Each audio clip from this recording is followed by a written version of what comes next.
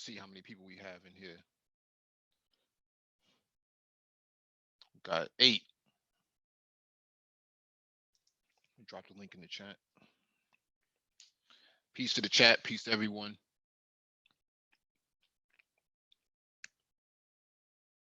Open chat number 28. Let me see.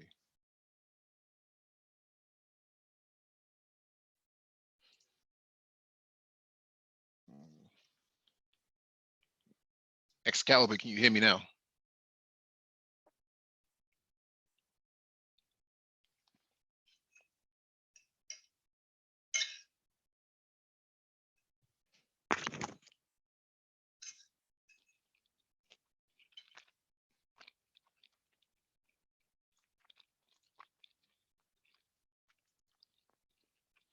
All right, what's going on, man?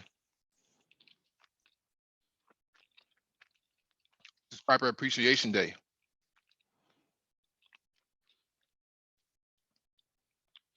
So we tipped this morning, actually a couple hours ago, 2.11K.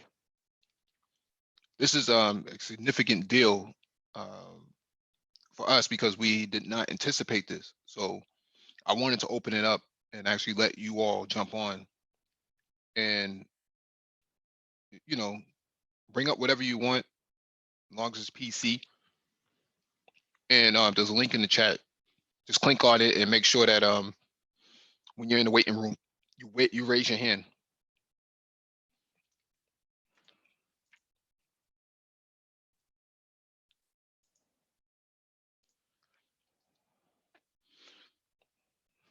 Excalibur, what's going on? Black Shingle, what's going on?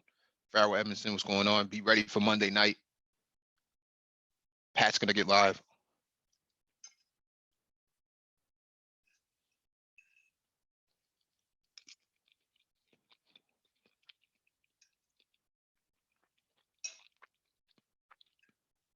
King Joe the Great, what's going on? Hey, what's good, Mike? I'm good, dude. What's going on with you? Oh man, nothing much, man. Just having my daughter's 8th birthday party today, man. Oh man, happy birthday to her. Yeah, dude, 8, bro. It's just, dude. Oh my God, the time. Don't know. It's been a blur. It's all been a blur, man. That's all I can say. What have you done so far? What, as far as what, for her birthday? Yeah. I got her the new iPad 7.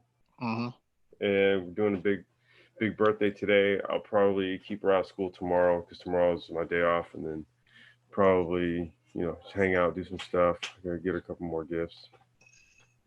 She's becoming a little lady, man, before my eyes. Congratulations to her. Do y'all have Columbus Day out there? California no longer celebrates Columbus Day. Yeah. Yep. Actually, we acknowledge it as Indigenous Peoples Day. Yep. Yeah, that's what we do. Yeah, man, we hit 2.11K. I see that, bro. I'm like, wow. And I don't get, you already know me. I got the kind of like the hectic work schedule now. So, but now I fall through a little less than I'd like to. But, it's really weird because now that it's kind of like I'm in and out, I'm not here as much. Now it's like the growth is more pronounced when I see it. Yeah, like 21.1 or 2. Where are we at? 2.11K, yeah. 2.11K. I mean, that's pretty significant, man. Yeah, I figured, because we got new subscribers last night. A lot of people came from BGS's camp. So okay. Yeah, definitely. A lot of people came from these other channels as well. So so we're getting a lot of growth. I just wanted to make sure we acknowledge those people, man, all those new subscribers and new signees. So yeah, that's what's up, man. Because what we do is, man, we greatly value your intelligence. You know, we don't see your intelligence as a virtue. We see it as a necessity. We see it as of the utmost importance. So if you are choosing to come here and engage, your intelligence and add your intellect to the discussion, then by all means, welcome. Yeah, welcome to all of you. Yeah, definitely, man.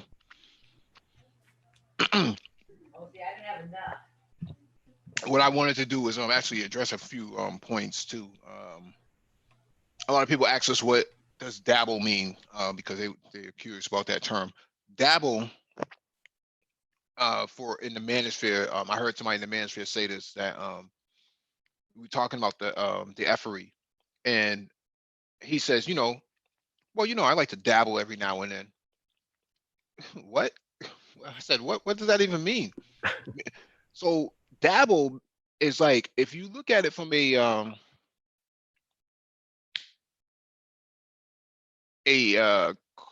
addict's perspective, right? A person who likes to sniff coke. I was just about to go there, dude, because I got an example, but go ahead. Yeah, a person likes to sniff coke. They usually do a few lines here and there when they go out. I dabble. They're not committed. So when it comes to the effery, in the manosphere, they say, oh, well, I like to dabble every now and then. That's what dabbling means. They like to get into the mudslinging and the niggerdom, for the lack of a better description. So that's what dabble means, man. They like to put their nose into the candy a little bit. Yeah, I mean, I've heard so many chicks out here in California say just that with regards to nose candy. Oh, I don't do it. I might dabble here and there. Yeah. Okay, Yeah. you do it. You snort coke, chick. Come on. Right. Right. We got MOT. We got Farrell on the panel. What's going on, bro? Okay. Hey, you know what? Now look, I'm gonna be pausing. I'm gonna come in and out because the party's gonna be getting started here in about 45 minutes to an hour.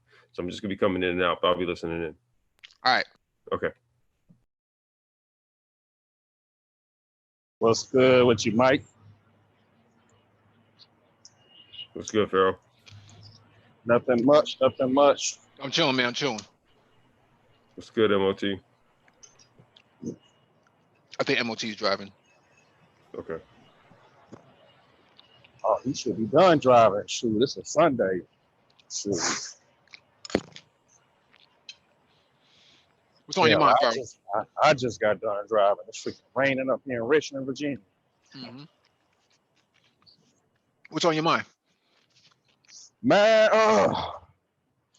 pretty much, man. Congratulations, man. I really didn't even expect your channel to, even get 2K subscriber. Kind of like, how BGS is saying, it's only made for, he only thought he was gonna get like only 500 subscribers. Now he got like 33. And, it's like the information that you put out, it's not meant for everybody.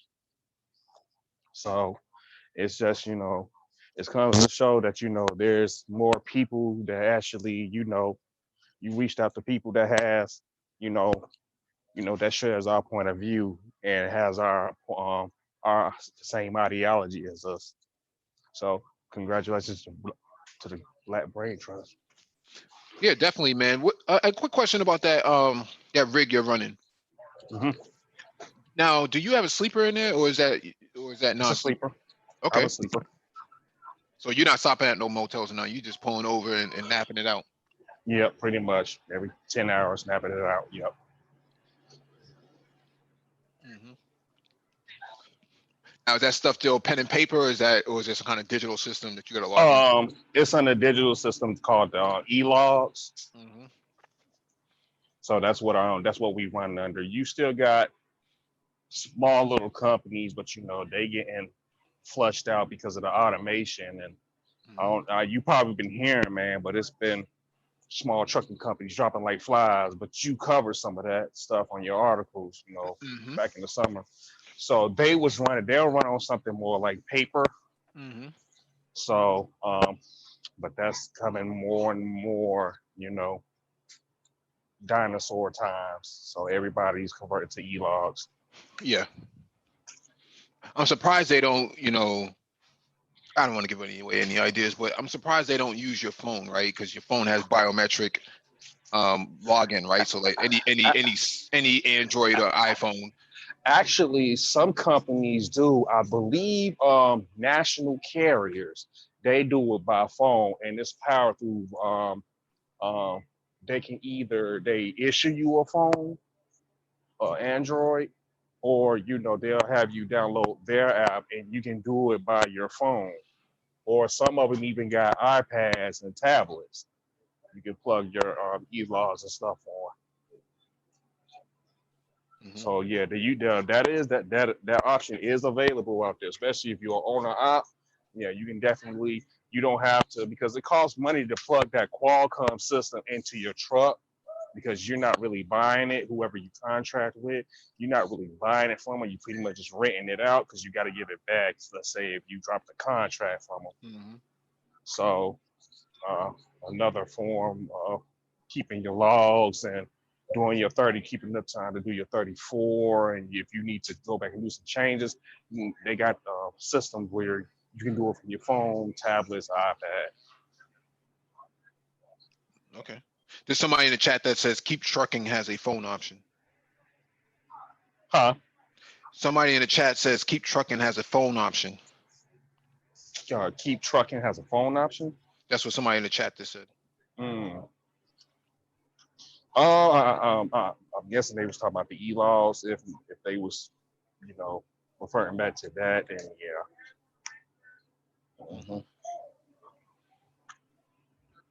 And now DOT is forcing a lot of major companies to switch over to the ELOD. So let's say if you start moving like around 2 or 5 miles per hour, it starts recording the time when you move until the time when you actually start like getting up to speed.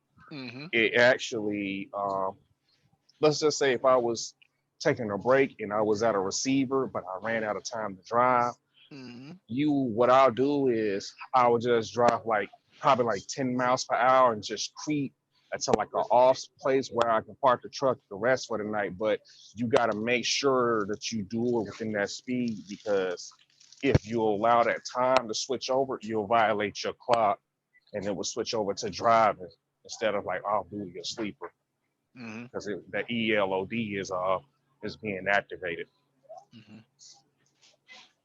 That's one thing that I hate. So, yeah, that's definitely some interesting stuff. The trucking business is a whole different world and within itself. So man,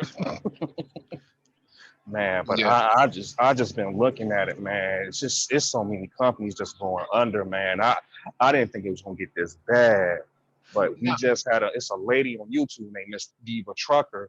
I heard of her.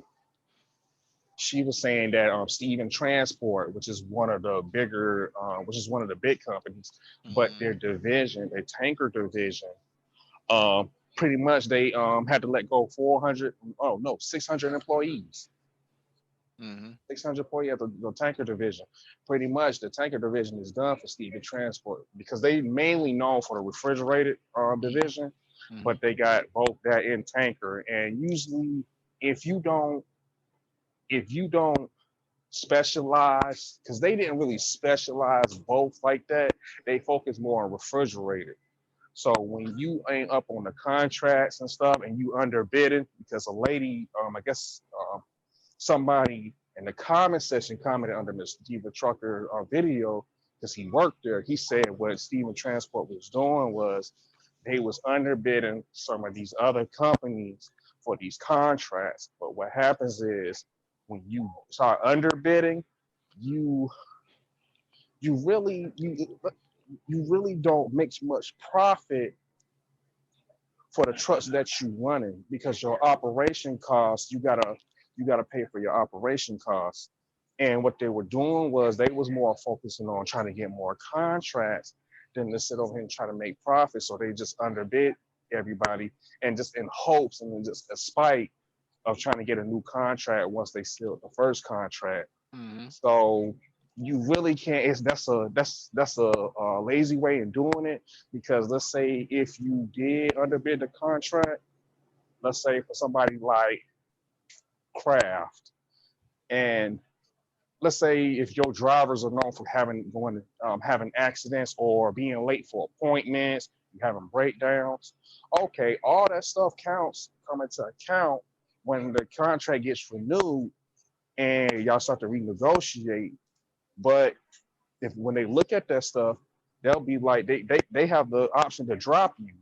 And what happens is if you didn't make no profit off that first contract, then you pretty much just lost out on the contract total. You pretty much didn't make any profits because you was just so worried about getting the contract and just worrying about the operation costs. You didn't make no profit and you got dropped. So it's just you take a big risk when you try to go through another division and you don't specialize in that division. So you're more prone to, making silly mistakes like that. So yeah, I thought MOT was here, but he's not here. okay. Somebody else has joined. Let me advance this person to the panel. But I'm waiting for Monday night too, man. Oh yeah. It's a good night to actually have some football too. Let me address this real quick, man. Swirlers. I was just reading somebody else's comments under their live stream, and they said that black men swirl too, just like black women do. Let me address this real quick. Swirling is a black female social construct. The construct is crafted under the guise that black women getting with white men is better for black women, and that this would open up new opportunities for black women. Now, it's in the face of black men. So to say that black men swirl would be a misnomer. So when you say that, you're saying it as if there's some kind of equitable notion behind it, as if black men and black women are the same, and they are not. One is male, one is female, different sort of mindset versus the other. And you're trying to craft this sort of idea that black men are just so gullible that they just walk around, looking for quote unquote Becky. We have to stop promoting this sort of and projecting this sort of ignorance into the media space, because what happens here is people believe what they hear when it's not true. So when you push that sort of narrative and it's not true and there's no challenging of it, then I have a problem with that. That really, that irritates me, because people are all, you got certain men now, who are claiming to be red, black, and green, or red, green, and black, RGB. They always trying to say, oh, well, black men do the same thing. No, they don't. Black men don't depend on white women for their survival. What are you talking about? This sort of mindset. Unless you're a dusty dude. Excuse me? Unless you're a dusty dude, depending on a white woman, and that might. But even if he is dusty, marriage is a inter it's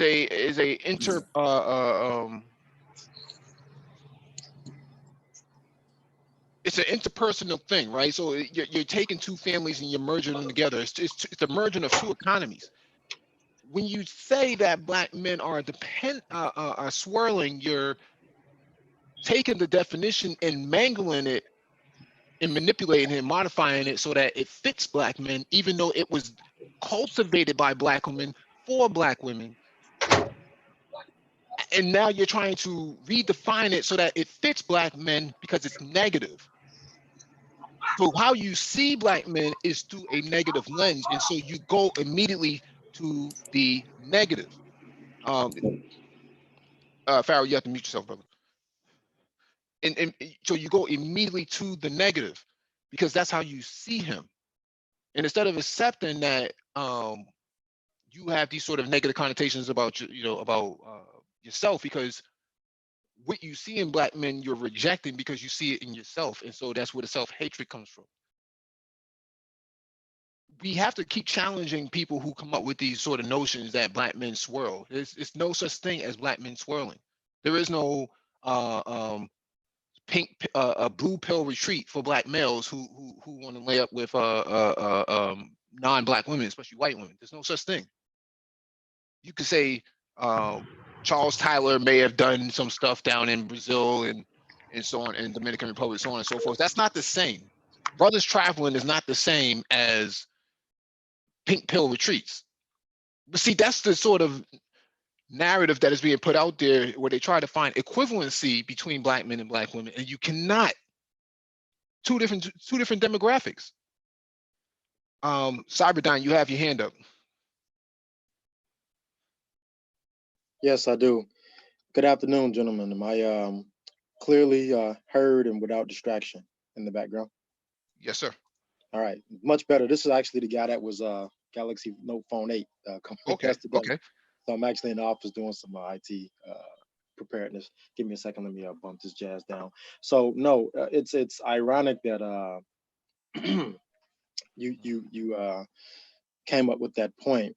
And it's even more ironic that you said, we have to start challenging this because I think, we all know who you're talking about, or at least a part of that group. And what's interesting is, myself, I dated, around, the spectrum.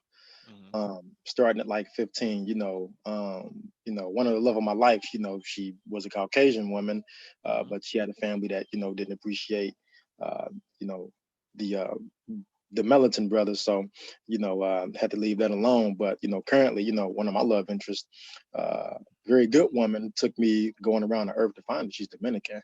And this person, or these people that come out here and they spew this garbage, I actually went on task to challenge this person, literally, because we know those types of people show up again. I even hate to say the name of the word over here. I leave that to you, gentlemen. But the manosphere has showed up on different numerous panels in the manosphere. I actually did some digging, and I think the guy Jesse Peterson. We had this person on there in an interview that a lot of people don't know about. Very contradictory points. I'll probably put that in the link in the chat here if that's okay, permissible. But Yep. I wouldn't challenge this person. And I mean, I went all angles. Because again, I believe the work that's being done here, this Black Brain Trust, again, it's comical, but it is the best thing since sliced bread. I think it deserves much more airtime than it's getting. If it's getting a lot, it deserves a lot more. And I call this up, this is home. I can turn my phone on and listen to you gentlemen, like-minded, and it's refreshing. But I'm doing some initiatives. Literally, everybody says we need to do this, we need to do that. Well, I'm behind the scenes in the back cave working, but I challenged that person and haven't heard anything back. And I guess to end here, I think, because I'll mute after this, but I think these people who who spew this poison, they know what they're doing. Either their fan base is some autonomous bots that's been created to make them appear bigger than what they are, or we just need to go in, strap ourselves up, armor up, and start kicking some ass, kicking some butt, excuse me, and getting back with them. And whatever the repercussions of that, whatever it is, it is. And that's all I have to say. But yeah, I challenged that person, and she refused to she refused to give me any airtime. And I said, I'll come in your house with your crowd, your topics, with no armor, no help, no nothing, just me. And I heard nothing. So that's all I got. I'll mute out. Yo, thank you for all the compliments, man. Definitely appreciate it. We work hard to get that sort of respect out here. But what is it that you do for IT? I am a software architect, man. I came up. Thanks for asking. I'm actually one of those few brothers, man. I was always been very scientific. Went to college, had a small boxing career, got hurt, couldn't play ball, but been to prison, right? And just picked myself up, was blessed and fortunate to have another opportunity. People walked out on me. Still had some people who believed in me from academia, and just worked my ass off, man. Got back in corporate and started with flyers, started fixing the computer virus, and picking back up with the science. And years later, here I am, you know, got into writing software, and I'm a software architect or systems architect. So I know you're in security, so. Yep, absolutely. Yeah, thank you for the contribution. I want to make it clear that I saw another channel's response to this white male bottom shelf Brad infecting all these black women with HIV, and that was a commentary under the video that somehow, some way, somebody said this is what happens when you swirl, and then somebody else came in and said, well, you know, black men swirl too, and there was a bit of an argument under the thread of their on what swirling really is and what it means. And these people are always trying to hey, can you please mute yourself, brother, please? Bro. What happened here is that because swirling is now leading to bad things, right? Women, you know, we know that when Trump was elected, these white males on YouTube were throwing their black girlfriends under the bus and things like that. You know, we saw many of those videos. So now swirling has become negative. It's no longer positive. So now, because it's negative, there has to be some kind of equivalency for black males to put them in that same container. It's a misnomer to do something like that, and it's very dangerous, because now what you're doing is you're saying that, well, Robert F. Smith is a bad person because he's with this woman. But that's only because what's happening to black women. See, if black women were being uplifted and celebrated by white males, then that would be different. But we know that black women are not being, no white males uplifting black women above his white mother. We know that's not happening. But can I say something, Mike? Yes, sir. You see, the problem with us in the society, because what we do with our body parts and who we choose. I mean, even my channel, I don't promote certain things, but at the end of the day, people, when they make their decisions, I tell them, make your decision, and if you feel comfortable, go right ahead. I can't say nothing against it, but I don't condone it. So if people say these behaviors of the consequence of dating out or find another mate that's not probably racist, this is what's happening, then you got to check your losses. It's that simple, you know? There are countless articles that show the effects of us intermingling with people that's not power race. I mean, it's evident. So if people feel that, you know, they're going to use it as representative that this is what's going to happen, then all right, leave it as that. Is, you know, I don't really care at the end of the day. I don't really worry about those things. So, you know, depending who has their feelings, say, oh, you know, men do this too, then women do this too. If it benefits us, then okay. But if it doesn't, I mean, just leave it alone. But to sit there and say, because this scenario happened, now you got to put other people in the same bus. And mind you, guys, I don't condone this behavior, but like I said, people are people, they're gonna do what they want. That's all I'm gonna say. Yeah, Farrell has his hand up. Let's go to Farrell real quick. Nah, and I also wanted just to add, also swirling is reason why it's different. It makes no sense for men, because when women swirl, what they do is they try to put up a facade of something that they're not. Right. 9 times out of 10. So let's say like men naturally don't do that when they're meeting another woman from another race. Right. You know, we don't try to hide, you know, our shortcomings, or we don't try to hide who we really are. And you know, that's more of a female duplicitous thing. So that's where that term came up. So to try to, and I think when the video you talking about, I think we seen the same video in the same comment. Yeah. So because I was just on there just hours ago looking at the comments, and I'm just shaking my head. So I guess when people try to compare that, that's like a feminist tactic, to be honest, because like, you know, I've been seen that way so many times, especially after 2017, women started to do that. So that's why I wanted to add that. Can I add something here? Go right ahead.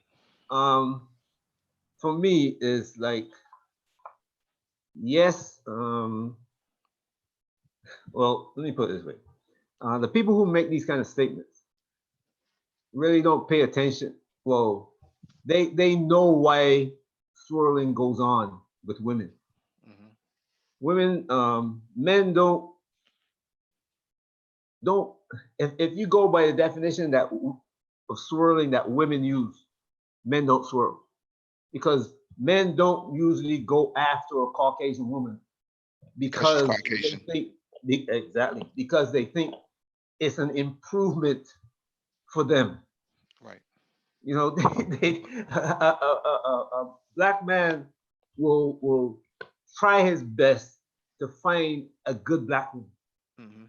and it's only accidentally, most of the time, it's accidentally that he will run into a white woman, maybe in party, friends, work, or something like that, and after a while, she just warms he warms to her. You know what I'm saying? She shows him something that, you know what, I'm not getting this now. Why don't I just try it and see what happens? The So other so thing is, Mhm. Go ahead. um, for a black woman, they see it as a step up. They see it as something that, well, you know what? I can shame my black man. I can shame a black man and show him that I can get a white man. It's political for them. Yeah, It's political for them. They've politicized their sexual interests. And what I'm saying here is that black men don't have to politicize his sexual interests, right? Soledad O'Brien has a great YouTube video from a couple of years ago when she talks about the demographics, and she says that black men who marry within their academic and tax bracket, meaning that black men with bachelor's degrees usually deal with other women of the same caliber, and also they make the same level of money. So what happens here is they're marrying within a socioeconomic class, Hmm. and what these women are saying, in terms of swirling, is that we're swirling because it's character over culture, or character over race, and that's bullshit because the character of this white male who infected 600 women was less than that of black men, right? So how much Exactly. character was really involved in this? It's not. It's never character. It's always the same sort of a criteria that says that because he's white, it must be better. And for black men, dating black men is like dating down. The women on the Oprah Winfrey show a couple weeks ago talked about this. They openly talked about this, that they will prefer, they date white men, but they prefer black men. This doesn't make any sense because Yeah, that don't make no sense. the characterization of this white male in reference to the black male that you're preferring is vastly different. Mm-hmm. And Mike V, what's Well, the possibly high? Oh, let me go to Art News Store because he has his hand up. okay. I was gonna say Yeah. something. How's everybody doing this sunny, gentlemen? Peace and strength, my brother. Yes, evening, sir. Art. Yes, sir. Hey, what's All up, right. Art? I know you checked with me and Max earlier. Oh yeah, yeah. You guys are quite a riot. Yeah. um, yeah. The brother that was talking earlier when he was talking about how the white women pursue brothers, I believe they call that white girl magic, right? Mm-hmm. Um, people. So somehow they do the whole because I sometimes I have to sit back and look at some of that stuff and they have to engage the eyes and do the whole lip movement and whatever. Sometimes they try too hard. And I'm like, okay, now I see it.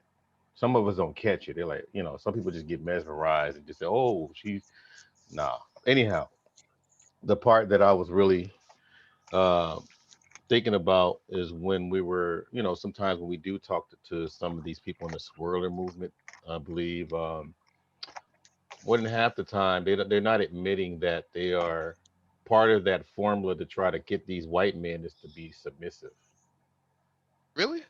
something that they don't give brothers. So they have Oh, different, okay, okay. yeah. So they talking about swirling. So Right, right, when they swirl, they have to try to make sure they look the part, speak the part, right. Hmm. but definitely as far as acting the part, it has to be submissive. And it's like, how come you can't do this with with the brothers that you with? And You know, that question was brought up on Blog Talk Radio a couple of years ago. And the black woman said that anytime I see a black man doing better than me, I have to reevaluate myself as a black woman. So there Wow. is a disdain. That's competition. Well, it's a disdain that says that black men are to be the subordinate class in perpetuity. So essentially, no black man could ever be above me, socioeconomically or even politically, right? He can never be in this position. We saw this recently with Luke Campbell when he tried to express himself politically, using his First Amendment, and he was shouted down by Simone Sanders and That beast. That bald head linebacker. that beast. well, there was what's the other one? What's the other sister who was the head of the caucus, the Black Caucus? Cass? No, man, she dated Common. What's her name? Oh, I know you're talking about. That's Who's that? I'm trying to remember her name too. that fine chick. She's an AKA. I know you're talking about. Dang, because I haven't seen her that in a while, so I her name. Yeah, she's on CNN. She has a place on CNN, but both of them shut down Luke Campbell, and they also shut down Trick Daddy, right? So there's this sort of perspective that says that black men are to be relegated to this sort of space, where you're invisible, similar to what we saw in the movie Joker, right? There's all these black men in the movie, but they really have ineffective roles, ineffective characters. And the thing that I'm really, and I point this out every now and then, is that the most effective that we are as black men is fathers and warrior types. You know, when you see a black father, people kind of get quiet. You know, they're very, compared to the other types. And I look at the whole Bill Cosby and Morgan Freeman, regardless of what happened in their personal lives and what happened in the case, it's still an image. Right. And he's supposed to be known as America's favorite dad. And so sometimes I don't look at them attacking Bill Cosby. I think they're attacking the black father image. Yeah. And then they attempt to do this with Morgan Freeman and failed. The patriarchal image. Right. So Right. I'm seeing that, and now we're getting into the whole. Because remember, Malik Yoruba is supposed to have been like the epitome of black masculinity back in the '90s, right? Right. All of a sudden, this stuff coming out later, right? So it just seems, and then even before that was Terry Crews. Right. How muscular and all that. All of a sudden, he's acting like a what just because somebody grabbed his genitals. Yep.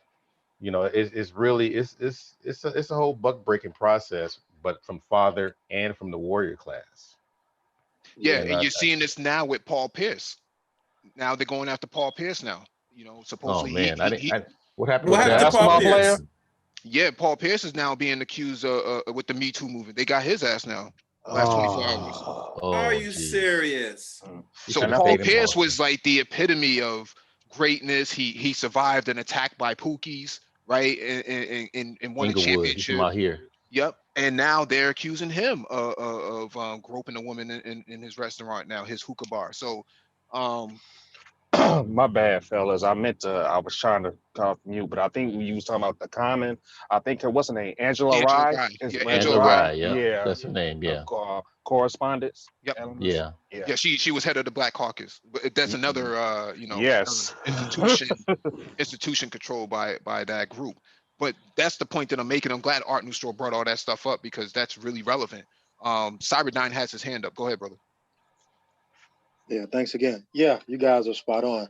I guess to add a proper piggyback onto that, I know MOT's not here today, but something he'll be back. Okay.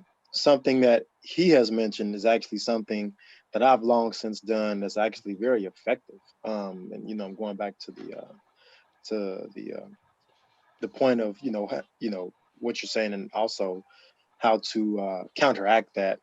The magic of withholding sex, and not caving in, not being the sucker, not being the simp,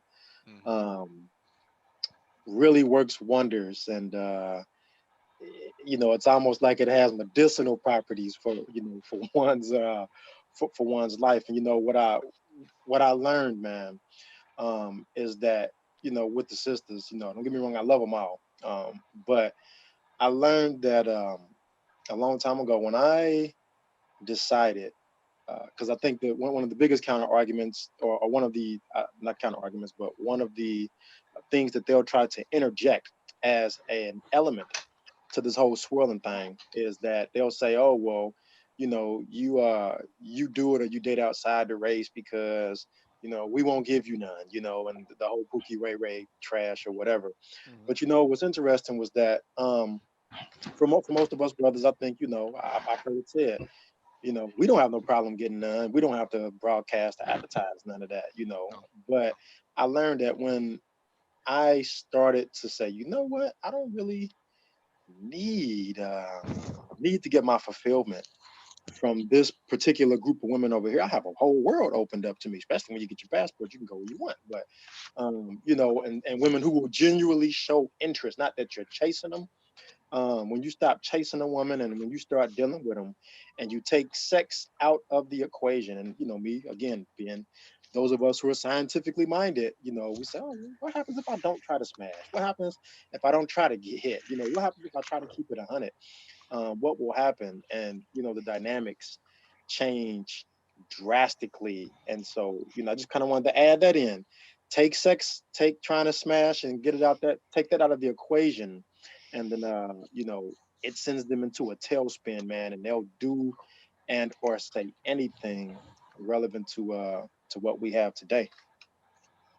I You want to know, add too, go ahead, if I brother. can, because I'm Bring it. very international myself. Mhm.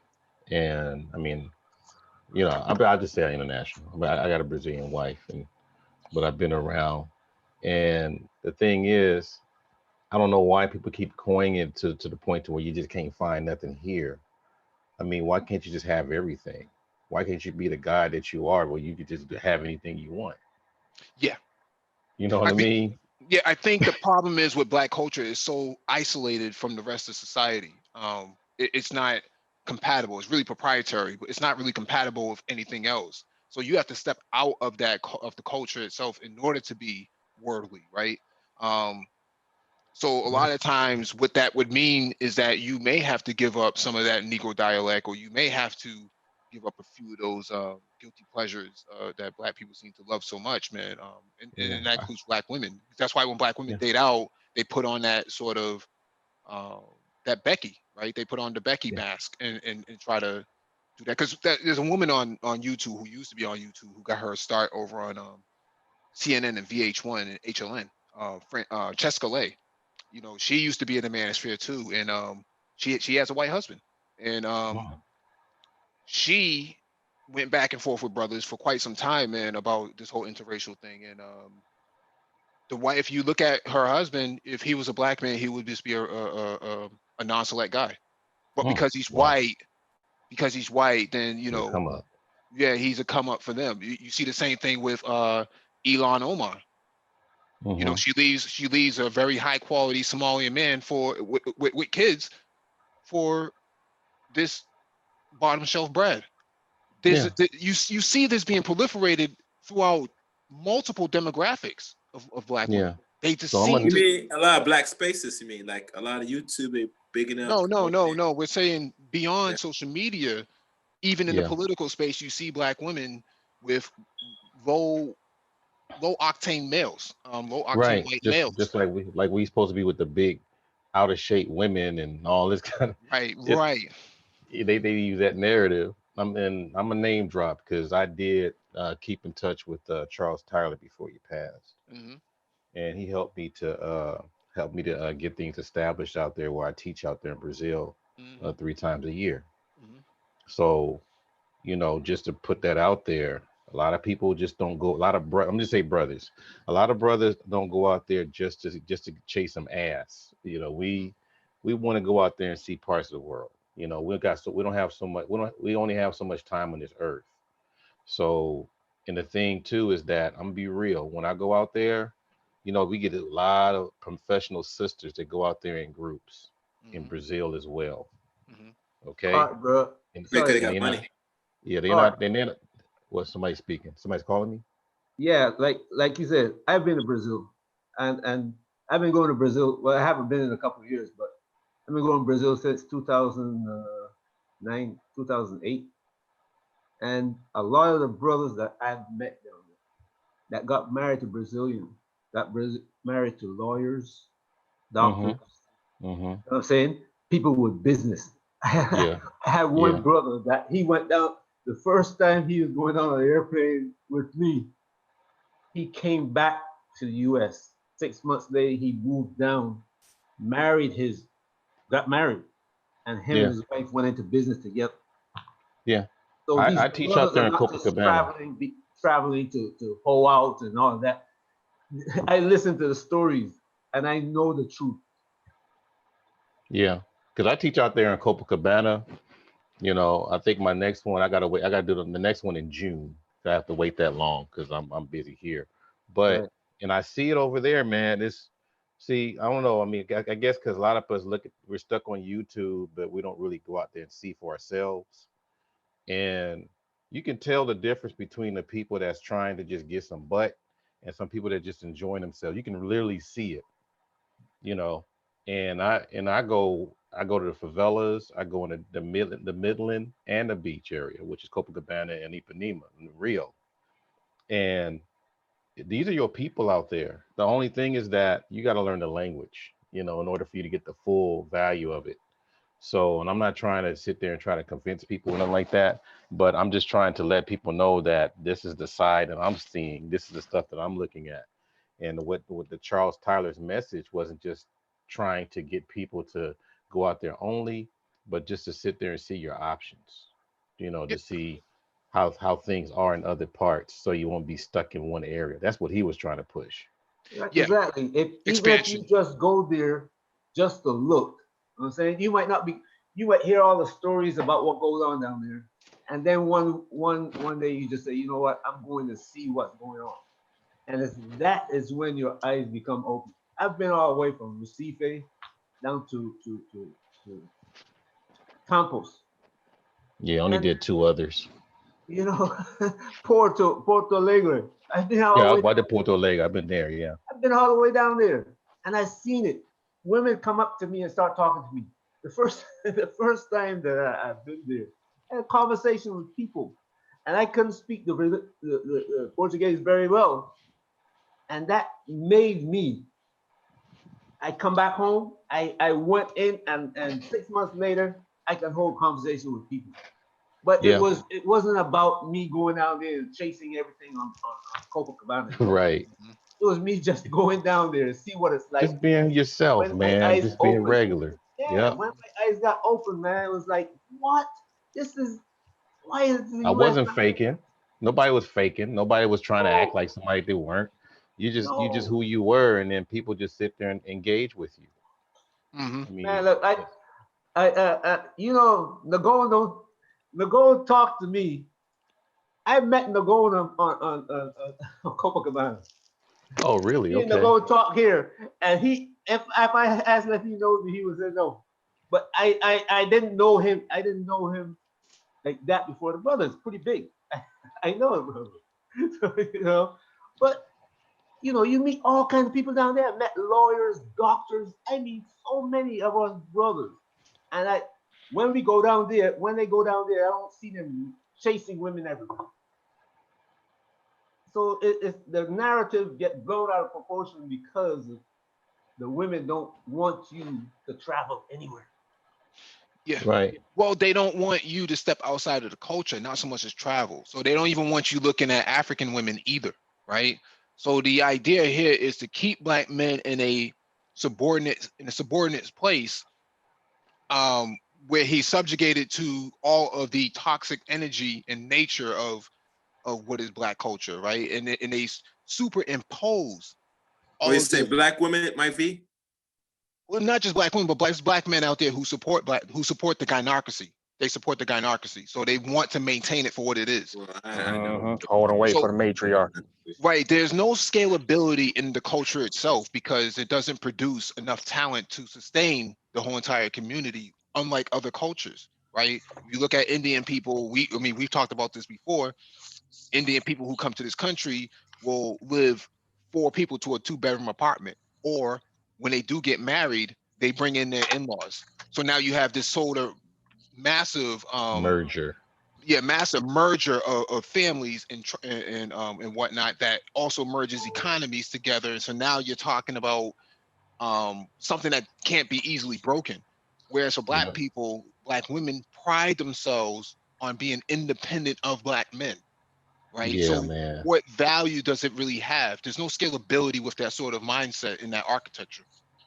I'm What do you working on gentlemen it. think is the oxygen in Who? that?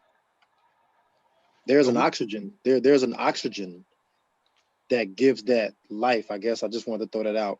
Mhm. What do you gentlemen think is the oxygen that gives life into the lungs of this that you know, I don't even know. I can't derive the vernacular to You define mean the it. dysfunction, the community Yeah, dysfunction? thank you, brother. There's There- because there's oxygen There is coming a from somewhere. What is it? this thing has been pushed by Caucasians since slavery, Yeah, that's and true, man. the government It's itself is government policy. It has become part of government policy. But when I first start, when I first, you know who got me looking at this really carefully? BGS. BGS started asking me some questions that I didn't know. I thought I knew a little bit of American history, but when I start, he said, look at policy. When I start looking into the policy and see how far back it goes, it was like it almost took the breath out of me, because this thing been going on for years and years and years, a couple of 100 years. Yeah, man. yeah. You got to Well, remember. I'm gonna make it real simple, and I think you already know what I'm gonna say. Our mm, misery makes them rich. They get paid off our misery. yeah, I don't care if it's law, government, labor, education. paying Fa- As long, profitization. yeah, as long as there's misery in that, somebody else is getting paid, and we losing the money. So now our biggest dysfunction is coming together as man and woman. That's a dysfunction. Coming It's not natural. coming together as reigning women or men and women. Men and women. Oh, okay. I don't think we Hey, can be what's one up, Mike? person, right? Uh-huh. Yeah. What was that? What's up, Mike?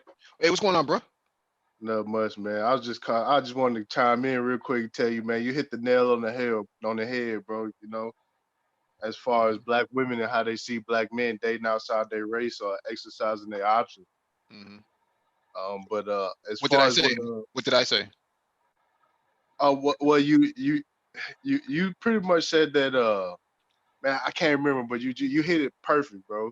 I couldn't say it better than myself. Ty City, you can't remember? Damn, man. Nah, man, because there's so many points y'all going. I'm my mind rambling just listening to what y'all say. I got another point to what the brother just said right now. As far as you know what I'm saying, white people putting plans in motion, but I think at this point we got the playbook. Yeah, I think. See, I understand what DE is saying that whites, the white institutional racism has created this sort of problem. But when you think about what happened in the 90s with the Clinton administration and in the Welfare Reform Act that sent millions of Black women to college, how do you explain women who have all of these opportunities in front of them but still placate the idea of a struggle, poverty-stricken relationship? I just I don't understand why that's the narrative that is being pushed, even though Yeah, they themselves have been brought up without it. because when they got these opportunities, a man wasn't in the plan. Family was not in the plan. Usually Mm-hmm. they hit rock bottom and then they say, I wish I had a family to make this better. But that by the time you're thinking that all the debts have been incurred, you got 2 other kids that you have from a relationship that didn't work out. Because yeah, you had your education, you got your degree, but you don't have a degree in family. And that's the Also, problem. Oh, go go ahead, ahead. Art. Sorry. I was gonna say that's the part that that's missing. And right now, when we mention this, we get frowned and barked upon. But it's like, okay, we're part of the family, even though we're dysfunction. You got some of the tools and everything, and we need some keys out of here. You need to be part of this equation to help, rather than just worried about black girl magic. You need to worry about black family magic. Okay, I'm done. Before that, Mike, the Mhm. government had already removed the man from the household through welfare. If you go back to the 50s, you see that when even blacks were in poverty as a family. But when whites too, but Mhm. when the white people went to get welfare, they didn't ask the man to move out. When a black woman went to get welfare, the man had to move out of the house. So they Mhm. already took the man out of the house. The narrative was preached to all the world that black men don't, they just have babies and walk away and leave their children. They Mhm. leave their wives, they leave their girlfriends. Mhm. So now we have to help the women. And the government steps in with this thing. We're gonna educate these people who who and other who by no other means will be getting supported unless we do it. So now you got women who are raising up, and when they go to college, they put them in the women suffrage movement classes. You Yep, know, I y'all was in been one of them. downtrodden, you've been mistreated. I mean, Mhm. not only you have to deal with slavery, but you got to deal with these wicked black men who Mhm. treat you so bad. You Mhm. know what I'm saying? That's why you Mhm. here, because you gotta be here now so you can get educated and support your children on your own. Mhm. They threw us, I mean, they didn't throw us on the bus. They tied a brick to our ankles and threw us in the ocean. Mhm. Yeah. Yeah. Yeah, I was in one of those classes. Mhm. I, I, Go ahead, brother. Go ahead. No, I'm no, done. I'm sorry, brother. I think somebody else was trying to go. that was me, man. I've heard that a lot of times, but to me, I feel like that couldn't have worked without a willing participant, though, and that somebody got to be willing to remove their man or have that go down. You know what I'm saying? I've heard that. I heard that a few times, but I mean, like, it, it So are does. you saying that when you say that, are you saying that that willing participant was in their right mind? When they made that decision Yes. to You say running yes, I'm from gonna me take now, huh? this. Okay. I'm gonna take this, and I'm gonna put myself in a higher position. How can you? I You know? Go ahead. Hello. Go right ahead. No, what I'm saying is you take these incentives from the man, and then you put yourself in a higher position with that. Right. You How do you blame somebody else for that train of thinking? You're a willing participant, but at the same time, you want black men to go out there and fight white supremacy, the very same system Exactly. that has given birth to your upward mobility. I just Yeah, Ex- that's find that. why Yeah, go ahead. that's what I was trying to ask is, do you find that functional? Do you find that normal no, it's thinking? not. It's not functional. And No, when because you if you look, look at Palestine and you look at Palestinian women would rather starve in the dungeons of the occupier, the Israeli occupation, before they surrender themselves to the government. They would never do that. exactly, exactly. Mhm. So that's my position. I've heard that being spoken so many times, and to me, it Mhm. doesn't make sense because I don't think any man willingly will say, "Okay, we're going to do this, and now you're going to be the boss." Mhm. Well, And it's that's just what so. happened. And if you look at the statistics and the numbers, the families were together Mhm. even during that. That's not even the cause. Mhm. Mhm. You know what's Well, funny? I was looking at this earlier.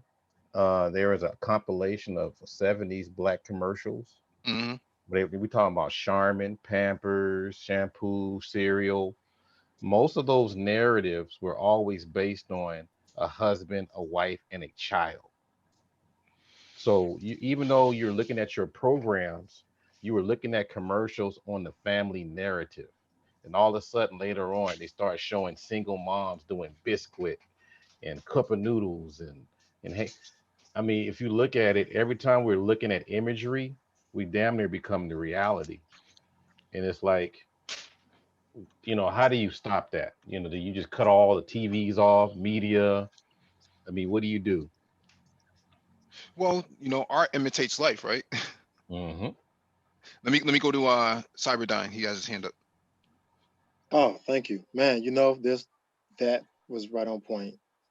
Um, I think some excellent subject here, but you know, could we agree, gentlemen, that while true, um, this is at a macro level, and I'm just on what the other brother just said, but I'm thinking about it more so at a micro level, and because we have threat actors, right? That's what we call them in Yep. IT, Yep. threat actors. Um, and they have an engine, and you just kind of said it, art imitates life. And what I was thinking in my mind, right, excuse me, is you know, the the engine that's, I guess you can say, um it's trying to shape the culture, right? This Mhm. music, this negative imagery, uh, highly profitable, right? I mean, people making a lot of money off of it, and Mhm. from a micro level, because if we um, if if you want to solve a problem, you have to deal with the inner workings, the nucleus, the atoms of what uh, Mhm. puts that whole implementation together to bring it down. You work it from assess on the outside, but you work from the inside out, and you have a change. And so, um, if I may, I want to illustrate something, if it's okay. I'll try Yes, to sir. be very brief, Yes, very sir. brief. So, I had mentioned, I had been incarcerated.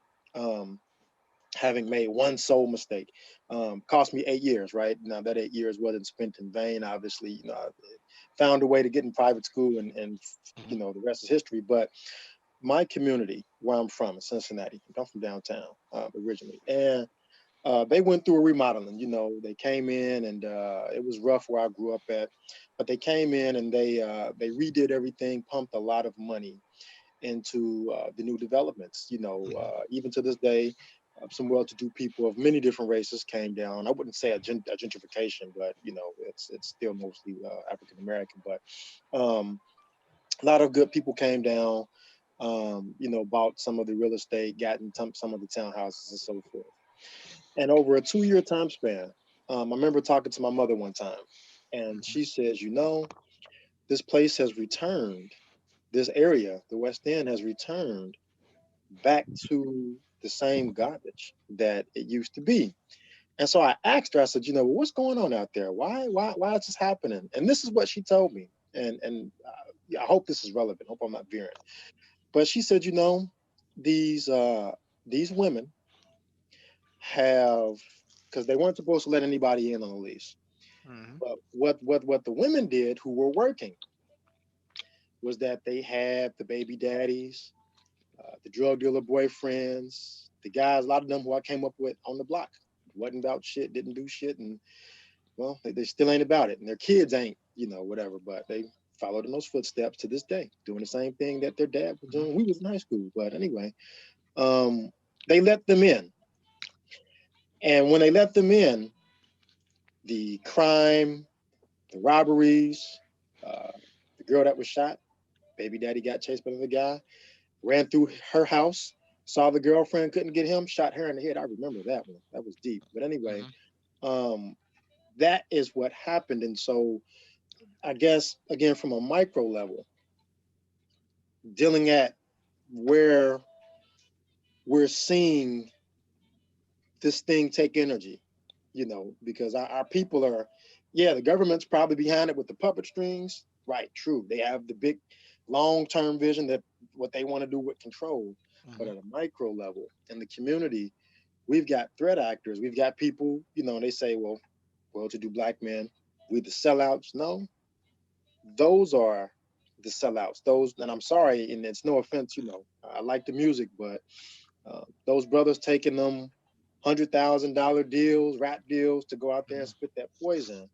Mhm. No, you're selling out.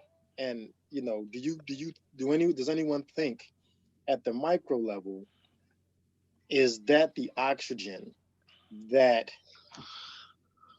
you know, where we have this problem? It's the power of the unseen.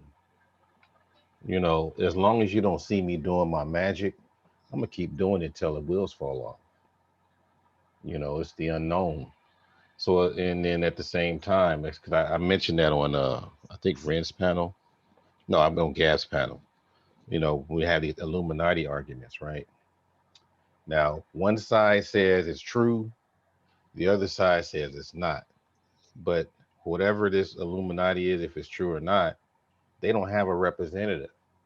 All you need is people from the outside just talking about it to make it relevant. Illuminati means deep state. For those of you who don't understand what Illuminati really means in these terms. Well, I'm just talking about the group, just the group that people are talking about. You know, Yeah, the no, whole but thing. but it refers to deep state, right? So there are people Or who illuminated one, I'm The enlightening. enlightened one. Yeah.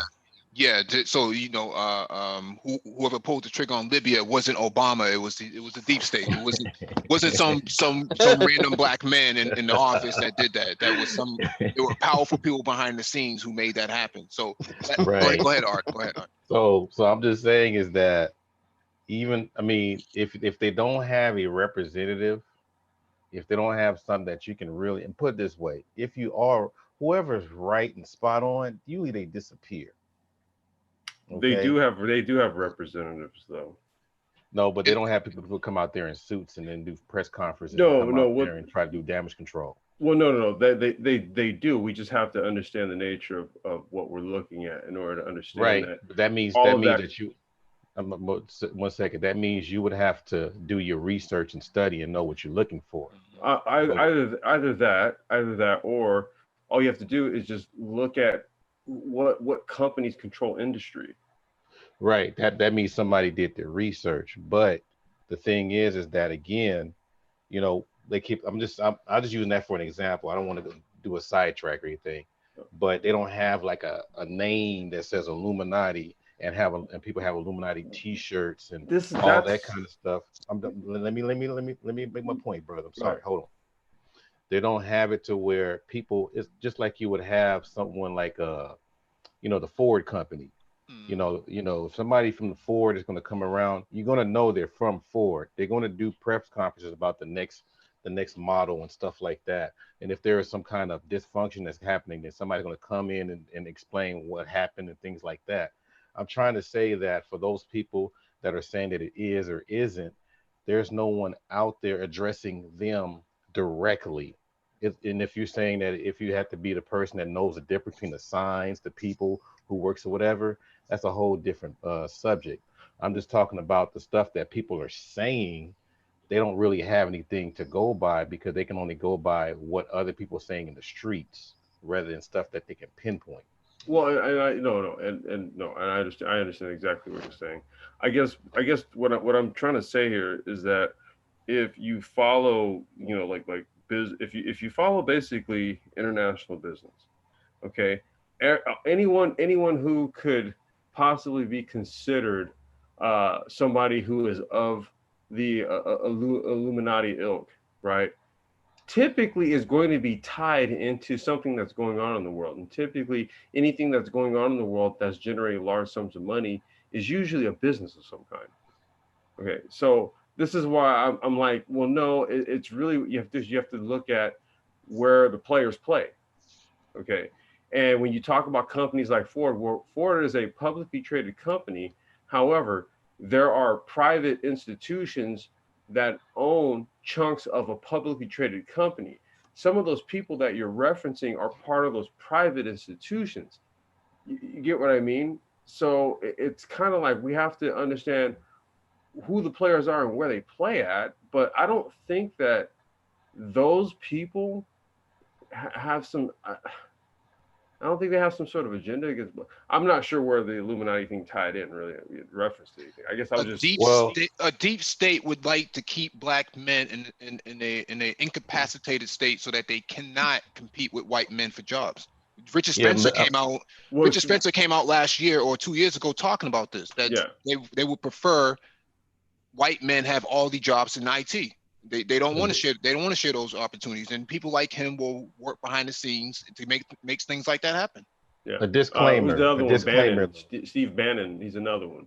Yeah. Yeah, Go ahead. Go ahead. disclaimer though. A disclaimer. I'm not trying to give any relevance to Illuminati. I'm just talking about the argument that people Yep. are going back and forth Yep. with. Go ahead. I'm not getting any relevance, so I don't want nobody knocking on my door or doing cutting your like internet cable. Yeah, cutting my Oh cables or shit, following me, What? whatever. No, but I'm No. not giving. I was just using that as an example, of the things that we used to seeing people doing for damage control. That was it. Yeah, and all I'm saying is that if you really want to know, just look at who's doing what in the world of Because business. I know more than people think, but this is a public forum, so I can't. You can't just let everything out there on the. No, you can't. Nah. We're pretty censored on that level. We have Cocaine Kells on the panel. Cocaine. Hey. She on her Obama phone. Hey guys. Oh, okay. Hey, We what's thought going you, on? What's we going thought you on? had a Puerto Rican Obama phone. There you go. Is that complex? Yeah. First time on the panel. Welcome. Actually, it's my second time, but thank Oh, yeah, you. second time. Yeah, second time. Okay. Yeah. I have my tinfoil hat on as well, but I won't go into that. But yeah, I mean, I agree. There's an agenda to emasculate the Black man. I mean, you see it everywhere. They're also focusing on Black women as well. So, but primarily, I think, their focus is, the emasculation of Black men to a Can certain you extent. elaborate on the focus of the Black woman? 1 second, my daughter. Hold on for just a second. Okay. But yeah, that's the whole, reason why we have the Black Brain Trust, man, was to put bring a different perspective on Black male media and Black male thought, right? We're tired of seeing the same, sort of underperforming Black male being the voice of us. We were kind of tired of that, man. It was very frustrating to see Black men who have not performed well in life have this megaphone and speak on our behalf, when in reality, off of social media, we would never converse with these people. We would never interact with these people. In my comings and goings in IT, and I travel for work, I'm not around those types of people. I'm around other brothers who have themselves together, who are high performing, Right. and we're sitting down having breakfast, lunch, and dinner. One of us is treating or something like that. It's not a big deal. Bill $600, so what? We pay for it. That's how we move. But when you have guys with gold in their mouth and black lips talking as if he's the voice of masculinity, he's the representative of alpha male, I have to push Beg back. to differ, man. Beg to differ. Gotta push back. Let's hear it. Let's hear it. And the other thing too, man, is just that there is I think the other narrative we're trying to ultimately push here too is we can be just as aggressive with intellectualism as we can be with other things that actually don't serve us, right? So we're hyper aggressive about very superficial shit, but it's kind of like we're snobs, right? If we kind of like impose a higher position, well then just take this fucking snobbery like an adult. It's crazy. Oh, go ahead, Cocaine. No, you go ahead, Art.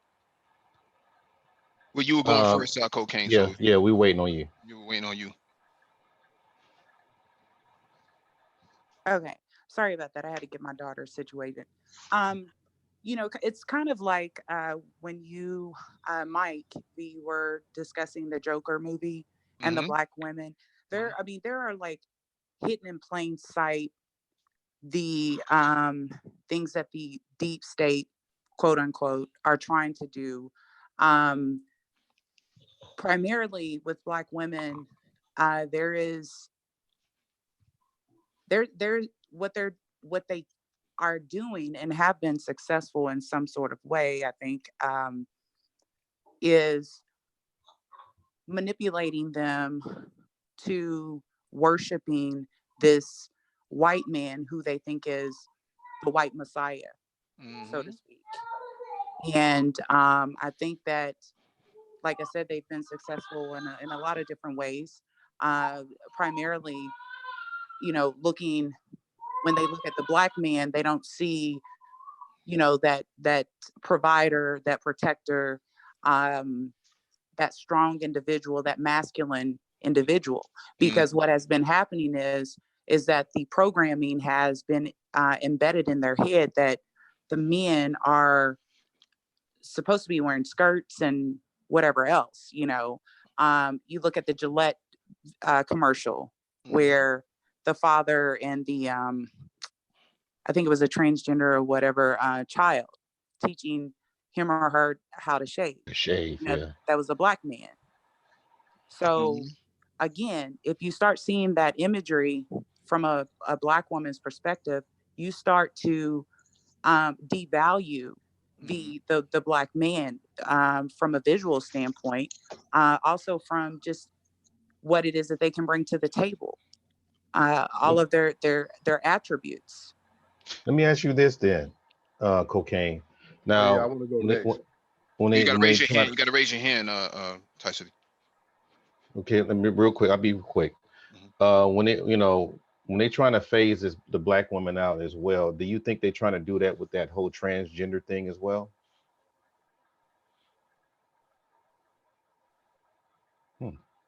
She stepped away. I don't think that they are trying to. I never said that they were phasing the Black woman out. They're absolutely keeping the Black woman, involved because she's the easiest to manipulate. I want to. I'm sorry. No, go right ahead. I'll come right after you. Oh, okay. So I never said that. And if I did, I stand corrected. But that's the reason why, in my opinion, that you do see Black women in these high profile positions because they're the easiest to manipulate. And again, with all the programming that you see in the media, that you read in these articles, there is a lot of manipulation to emasculate the Black men so that the Black women can have this feminist type of mindset towards the masculine Black man, and that's it. Yeah, and you're right about that. And basically, if Western society was a social media platform, they would just be giving Black women wrenches, and like we have on YouTube. And what's happening here is there is a illusion of privilege, but there's nothing really there, right? So you have all these glorious titles: senior VP, SVP, director of this, manager of that. And in reality, those titles don't really they're ineffective outside of that confined space. So corporate America and the academy of undergrad and postgrad, they are the last two bastions of privilege for Black women, and Black women are holding on to this, even though it wasn't them that actually created these spaces. It was somebody else that created it for them, and it only gives them a certain level of presumed privilege that over Black men, because Black men are not in those spaces themselves. That's absolutely true. Mr. Meach has his hand up. How's it going there, folks? What's going on, fam? Meach. Hey, so when it comes to the Illuminati talk, not too much, brother. Not too much. I started it. Sorry about that. Well, no, I mean, it just reminds me of Willie Lynch. So it really didn't matter if Willie Lynch was an actual person. What matters is that the concept of what Willie Lynch was trying to push, that's real. So whether there's a group called the Illuminati or not, really doesn't matter. Rolls by any other name, same thing, right? Well, whether that group actually exists or not, what matters is that the sort of agenda that people believe they're trying to push, that agenda is being pushed. Now, the thing with Black ADOS people here in this country is that we have a very specific relationship with this country that no one else has, right? So if you're gonna give us power, first off, we do have a large number. We may not be the largest percentage, but 15% is just a large number, especially when you're talking about over 340 million people in this country now. It's a lot more. It's a lot more. The percentage is higher than that, but that's what they record. They lying on their Okay. census too. But go ahead. Yeah. Well, and I guess if Stacey Dash can claim to be white, then I guess yes. Yep, that's of true. course, right? So, when you have that large of a group of people, because remember, Hispanics started having power in this country even before they were the largest minority. So when you have that large of a group of people, and you have far less of an outer influence trying to keep them down, what happens naturally with anything? People organize. However long it's going to take, they're going to organize.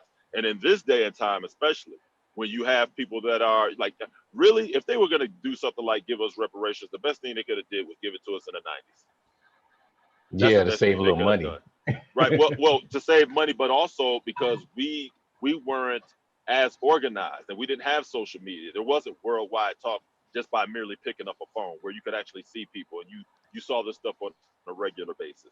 So I do believe there is I really believe there's an attempt to keep the black community at a certain level. You know what I mean? Black businesses that have been getting harassed, that weren't getting help by the police, being harassed by the police. In fact, there was a black man in Chicago that had a restaurant, and they came in and no matter how many times he showed them a license or anything else, they just came in there, messed with him over and over again, shutting them down, kicking his customers out.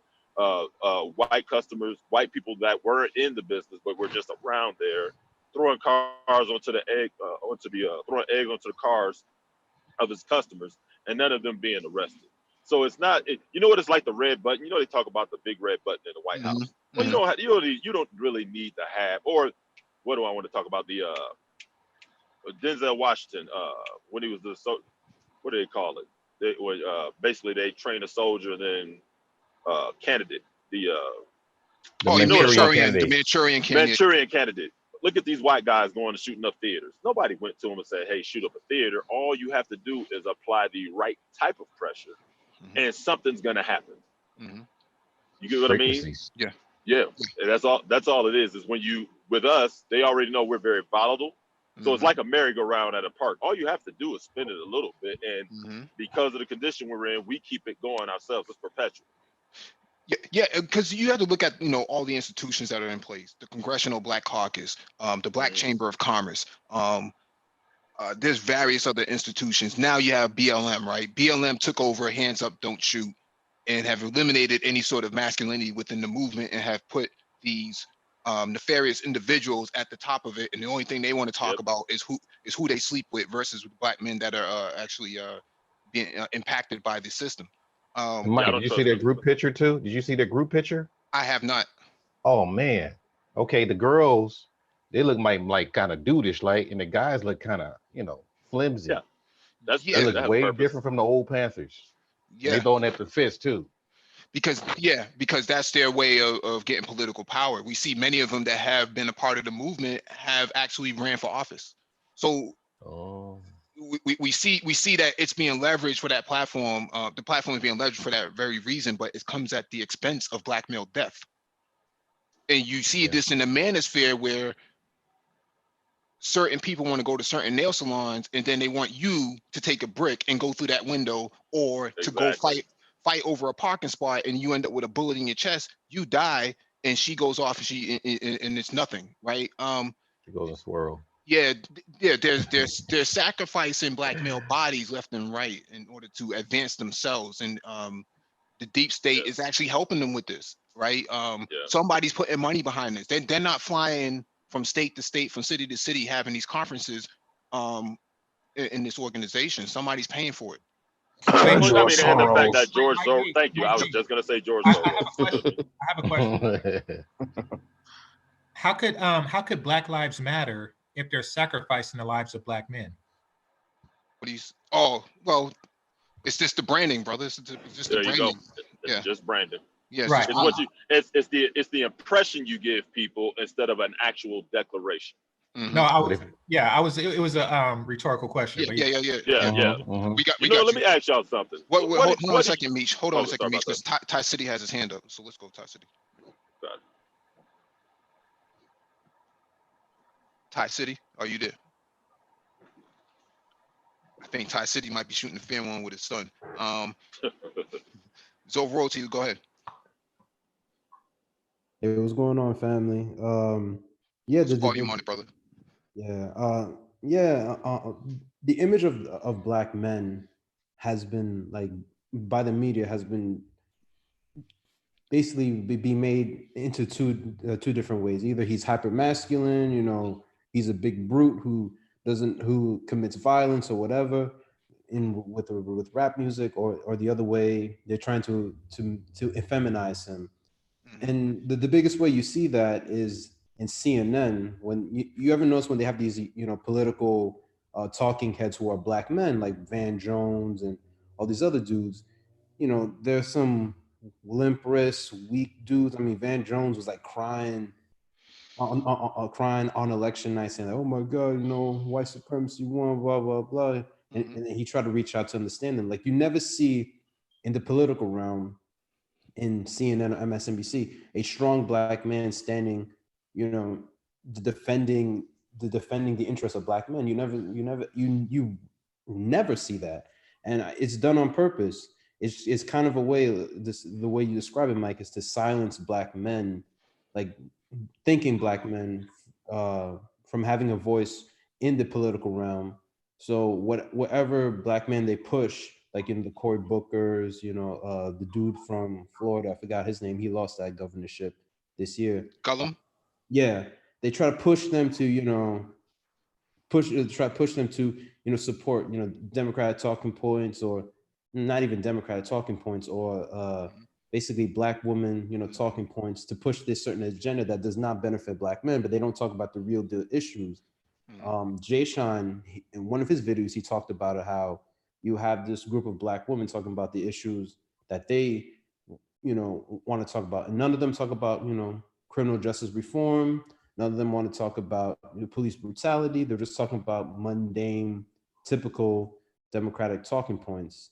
So in that realm, you see a way of just silencing black men. And then in the Republican side, I mean, those motherfuckers don't care about black men to begin with. So it's like there's no voice for us, and the way they portray us is either this brute who's, you know, in these like Chicago drill music videos, pointing his gun at the camera, saying he's gonna kill the ops or whatever, or he's gonna run away from the plug. Or on the other side, you just see this effeminized black man who's just a weakling. So I mean, that's not a coincidence. That's not a coincidence to me at all. Well, they have to. They have to keep black men in that certain state, right? Because they don't want to actually have to deal with it. So they even doing it to black women now. What's the sister who got kicked out of the women's march recently? Tamika Mallory, wherever her name is. Mallory, Tamika Mallory. Yeah, they kicked her up out of here. You can't come in here talking like that. That's not the script. You're going off script. Somebody What was she wrote the saying? script. She was supposed to denounce Farrakhan. That was her orders from them, and she wouldn't do it. Yeah. So they, you know, again, Farrakhan, very powerful image, a black male image, and they needed a black woman to denounce him. And no, we're not going to do that, right? But there's other women out there who would do that. Oh yeah. But look at Candace Owens when she's standing in front of the Senate, and they're questioning her. And the look on her face, the facial expressions and everything else, it's like somebody wrote that for you. Somebody's putting a battery in your back to go out there and do it. But who's doing it? It's the deep state. But people don't want to talk about that, though. You know, when we talk about deep state, we're not talking about you know, some white guy with a cat in his lap like Dr. Claw from you know, Inspector Gadget. You know, Mad Cat. You know, versus you know, petting his cat. That's not what's going on, man. There are people who have lots of money, deep pockets to actually influence this type of stuff. You could look at what's happening in Syria with the Kurds. They spent millions of dollars on these people to go out there and occupy the country. And then when U.S. military left them high and dry, they were upset. And they never do things for one reason. Right. There's always like probably even 10 reasons. That's why, you know, the whole thing with what's his name, Botham John. Yeah. There's something about that dude. Okay, I don't think he's just a regular dude sitting in his underwear eating ice cream and getting shot in his apartment. It's something about that guy that he had to go, and they had to do something around it to try to distract us. I mean, if we could just, and most people say follow the money, you know. Well, you know, he but said that she had a problem with him. Basically, they said that he liked to play his music loud, and I guess she stayed either right above him or somewhere close to where she could hear it. So they already had a little feud going back and forth. You know what I mean? Yeah, I can't buy that story though. Yeah, what they telling us, what they telling us, I can't buy it. Yeah, go ahead, Ty City. What I was saying was, none of this should even be effective, bro, because black men are totally against the El Caminos. You know what I'm saying? We don't rock with that at all. Feel me? And for it to be effective, if they're using these black women as like the catalyst to get the job done, then you know what I'm saying? I thought the feds were knocking on your door. I was about to say you spoke a little too much there, bro. Hey, has anybody noticed that they're using very attractive black women too? Now this Joker move, that was a big move. You got that's why they got rid of what's her name. You got a less than stellar looking white dude who's also, I mean, all around just terrible physically. And he's screwed up in the head. And then they have this long scene of a very attractive black woman who is all about him. And it puts this narrative out there. See, here's one thing I noticed when it comes to the vast majority, women as a group, trendiness matters. What's in style? What are other women doing? Do you get what I mean? Yep. All of that stuff matters. So the more they put that out there, the more people are going to look at it like, oh, this is the in thing. Right? Yeah. I think, so, you know what formerly I think that what they're doing is they're following an existing trend. I don't think that they're creating one. I think that for a while now, black women have been calling for white men to be more interested in them. And society has finally answered. Yeah, but white men have always been with black women though, before there was slavery, right? You're just not marrying them. No. They haven't. And what I mean by been with them, I'm not talking about using their penis on them. I'm talking about actually being with them. But not bummy white dudes, though. Not bummy white dudes. Yeah, that's what I'm saying. The incel, the white incel has been the eye of a lot of these women. Hold on, brothers. When black women cry about black men and they're waiting to XL movies, and you know they talk about their white saviors when they make these movies, they're not being specific in their requests. They're not. They're just saying we want something new. We want something different. They're not saying that we want the white jawline nigga. They're saying that, you know, we want a white guy. And it took about 20 years, but finally, you know, society is giving them at least the image of what they want. Now, I see what you're saying. Now, it's true that white men have always had sexual access to black women that they exploited. However, when you open the magazines and you see these black on white couples, these are not sexual couples. These are them, you know, doing things. They're going to the farmer's market, or they're actual couples. So now, truth be told, and this is what I strongly suspect, just from listening and dealing with black women, is that they don't actually want that. What they do is they want the image of that to infuriate black men. Let me go to Cocaine Kels because she had her hand raised. I think she might have left. That phone again. Game changer jumped the gun. Oh no, I don't know how to raise my hand in Zoom. Also, hey, Mike, that's what I remember from earlier, man. When you said that black men date outside in their race, don't really have nothing to do with black women. And when black women do it, it's to spite the black men. And they call it a different name. But it doesn't work. I don't, you know what I'm saying? Like you don't lose sleep when you see black women with white men. You don't care. And they putting this narrative out there that black men care. Well, can I respond to that? I don't know how to raise my hand here, but can I respond to that? Yeah, I don't know what kind of phone you're using, but I'm not on my phone. I'm on the computer. Oh, okay. But nevertheless, let me respond to that right quick. Men, what black women don't realize is that we don't get jealous the same way because there's no assumption that she would be with you. Because women have much higher sexual market value than men on average, it is reasonable to assume that if a man wasn't with a certain woman, that he would be with, you know, with you. It is reasonable for a reasonably attractive woman that, to say if he wasn't with a white woman, he would be with me. Or if white women didn't want him, he would be with me. It's reasonable to assume that. It is not reasonable for me to assume that if Rihanna wasn't with that billionaire, she would be with me. You know, like that's kind of like why we don't lose sleep or get jealous over it. And I know that that's their intentions, just to have leverage over Black men. So are you saying that the average Black man has lower expectations about himself and who he's going to get? No, I think that we have realistic expectations on who we can get. I mean, I won't get Rihanna, so therefore I don't lose sleep over her being with this non-Black billionaire because I'm not a billionaire. And it's not because he's white and I'm Black, it's because I'm not a billionaire. We understand that. And I could point to many couples to where, you know, Megan Good, if she wasn't with her husband, chances are she would not be with me. Therefore, I'm not going to lose sleep over that issue as well. You know, the assumption that a person would be with a woman would be with you, an exceptional woman would be with you if she wasn't with this particular guy is something that men generally don't have, but women do because women have higher sexual marketplace values. Well, Yeah, but okay, the so arrogance of here's somebody saying that you're mad about it and just running away with it. It's like, no, I'm not even mad. No, you're mad. No, you're mad. Yeah, I know. Hey, Johnny Blaze has his hand raised, so we want to go to Johnny Blaze and then back down the chart. Hey, good evening, panel. What's going on, bro? Hey, not too much. Hey, I just want to chime in one thing on the image.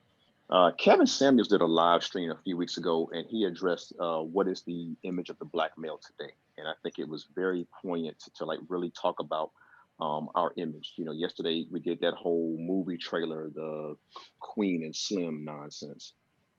But I think right now this is our biggest problem. We as Black men, we really need to take our image back. And I mean, the Black Brain Trust is definitely a good start, us having this discussion and hopefully growing this to where other men want to get involved with this situation. But I just think our image overall is crap. And so you mean we got to take off these dresses, man? Hey, man, the dresses, I don't know if y'all remember, what was it? It was probably 2013. There was one of the rap magazines does this thing called the Cypher. Yep. And I watched it a couple years ago, and what those two idiots, Lil Uzi Vert and that other dude. Oh God, man. And I watched it, and I thought it was the worst thing. This guy's got on a daggone a jean jacket with a Pokemon spray painted on it, with a daggone purple bag. Oh wow. I'm like, okay, oh God. Yeah, hip hop has crossed over. Hip hop has crossed over. But Ty City's next. Go ahead, bro. All right, that's all I had though. Yep. Yeah, but that goes to my point. Like that's not our image. It's just not out here in the real world. Like that's not our image. Like I deal with people. I deal with successful Black men. I'm amongst them a little bit, and that's not the image. And control of the image can't be set by Black women, because like I said, Black men is not down for the funny style shit at all whatsoever. Like a lot of guys are silenced about it or whatnot, but we generally don't rock with the El Camino. Well, I don't think that is the main issue, right? So the main issue that I'm seeing is that there's a political disenfranchisement of the Black male outside the community and within it, right? So the more educated you are, the more likely you are to be silenced. And the more disruptive you are, aka a Pookie, then you're more likely to get some attention, right? So you saw, what's this brother out there in Sacramento who got killed by the police? Stephon Clark. Stephon Clark. You saw this dude jump on the judge's panel and do the little shiz or whatever he's doing up there. All that dysfunction, all that sort of disruption is what people pay attention to. But to come to something like the Black Brain Trust and have a discussion was like, well, what are these guys talking about? Well, I don't like what they're talking about, because it's not consistent with the stereotype and the Agenda. narrative. It's not consistent with the stereotype and the narrative of Black masculinity, what they articulate as Black masculinity. So we're trying to change that perspective, but they don't want the perspective to be changed at all. They want to control that narrative from end to end. Royalty, you got your hand up. Go ahead, bro. Yeah, and the way they silence us is they say, "Oh, you guys are toxic masculinity," or remember that article that came out a couple years ago that said black men or the white men of black people that all Yeah, I that remember that. all that mumble jumbo bullshit. So what it is that they try to disenfranchise us by saying like, "Oh, if you speak out against these talking points, you're a toxic masculine man, or you are anti-black woman, or you're pro, or they probably call you, or you probably fuck white girls, or that sort of thing." So I think and that's the way they kind of disenfranchise us. And a lot of brothers, especially a lot of educated brothers, like, you know what?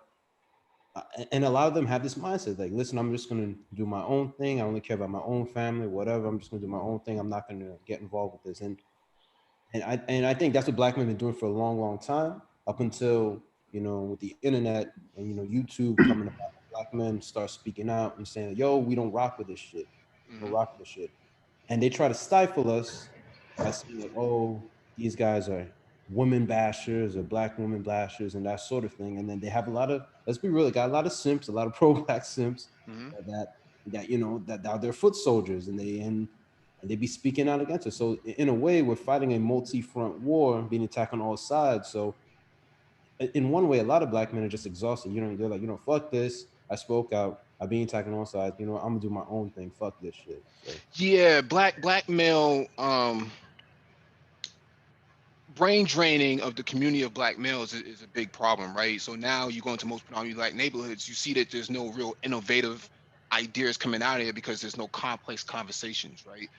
Because the conversations are very basic and rudimentary. You can see it in YouTube right now, how many basic conversations are being had, right? Now this new term, the educated Pookie, somehow this brother, not only is he a degenerate, but he can also read Braille and speak Spanish, right? So this notion of change, of maintaining a perspective that says, I beg your pardon. Let me finish.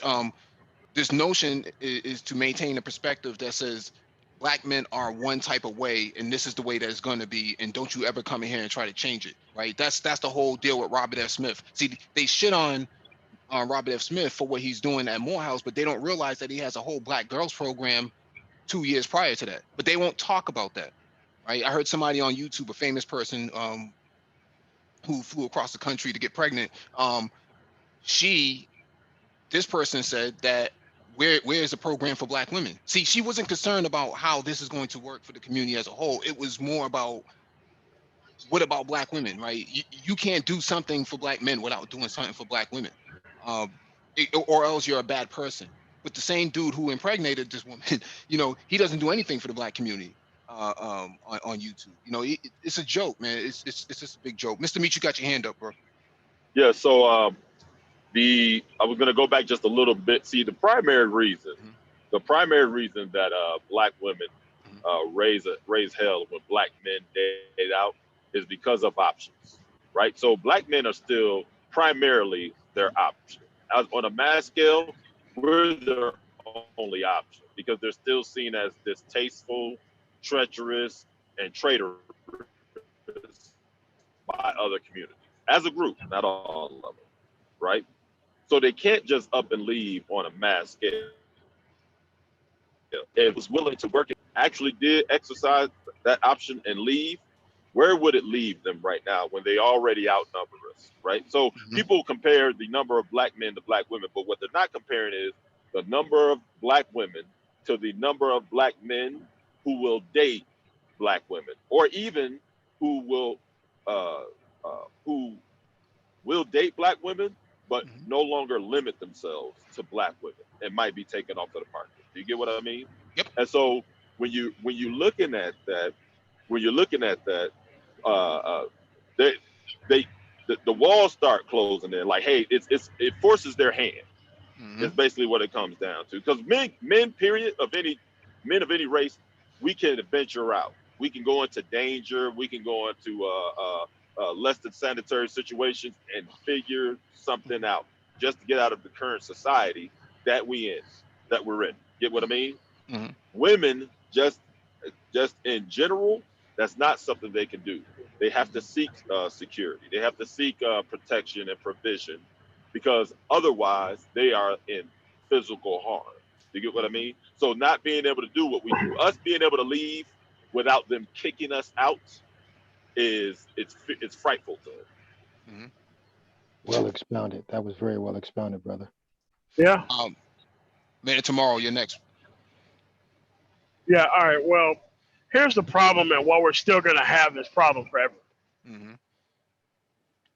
The problem we have is when someone is stuck with you and they can't leave, what they do is they sabotage you so that way you can't be able to function either. Yep. The reason why they keep doing this is because they can't leave. Otherwise, they would already be gone. So what they want to do is this is how they feel deep down, right? All the way on down into going into the alternate community rather than dealing with a dude who got his stuff together, because they value control more than order.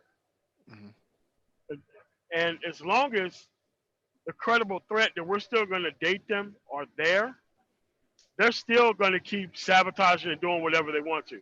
Because now we have the voice to ask about these political connections that they have and how is this working out for them and us. That's what's new today. Like, we couldn't have this conversation at any other time in American history without the mainstream media. So now we could be our own mainstream media, because guess what? As soon as you start talking about it and start sticking these microphones up these people's faces and showing up to these conferences and asking them, what the hell are you doing for the black man? Why are you siding with these people? All of a sudden, they're going to be on the run.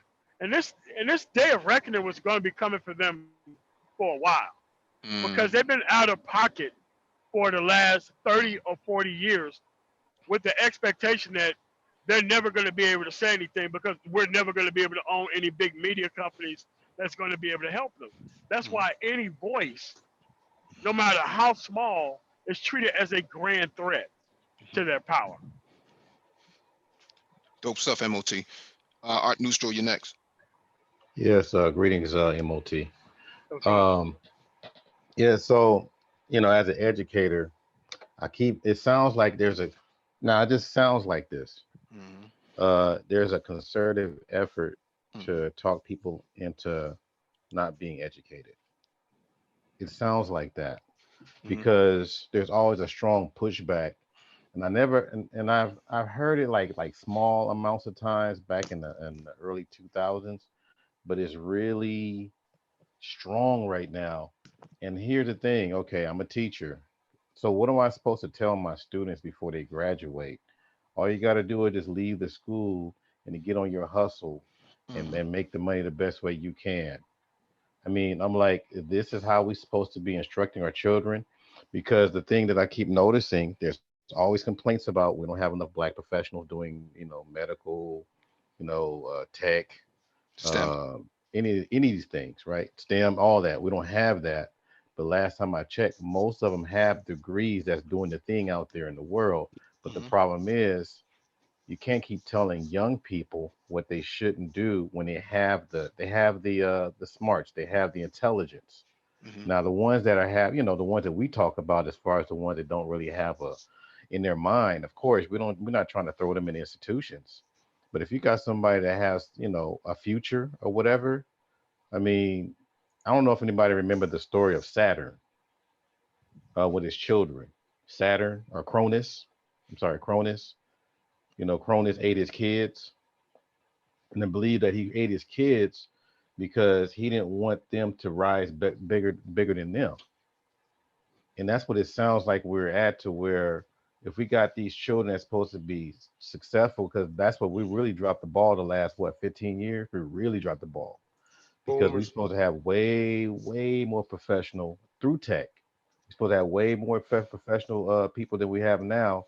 And now we gotta do double the work, or maybe even triple the work.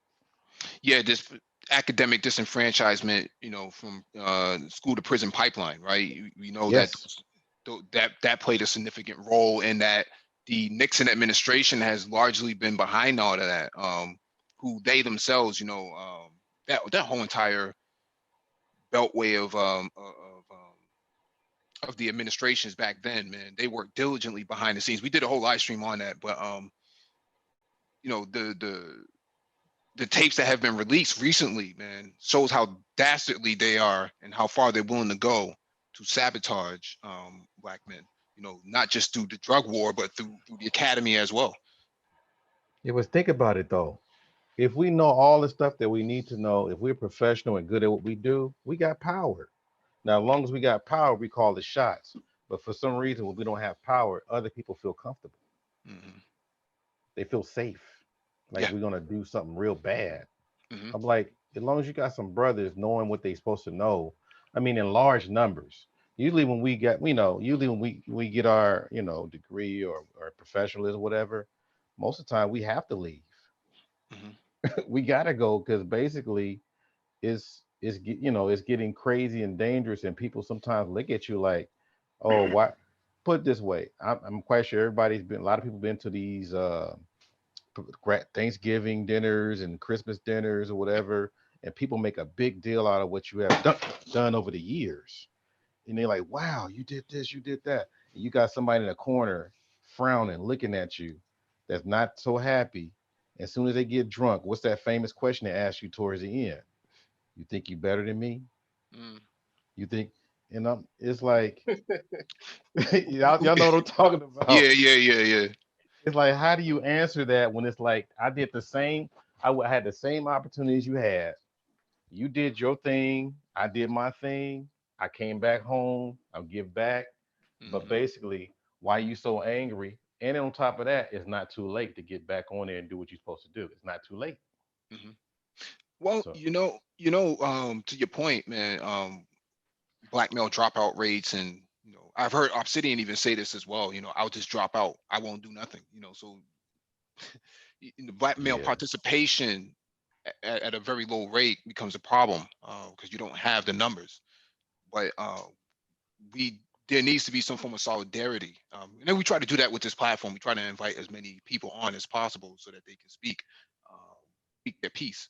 Because on other platforms, you will be silenced. I can guarantee you right now, if you try to go to Lipstick Alley in their forums and have that same discussion, you will be booted out immediately. There will be it's none. There will black be man none of that. empowerment. Yeah. It's black male empowerment.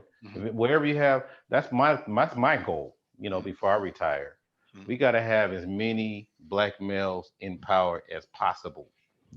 I mean, why is that so impossible? Why is that so like a task? Why can't you just have black male power come out your mouth? There's always got to be a but we should, but no, just you got this boy here. Find out what's his passion, and empower this dude, until he gets older.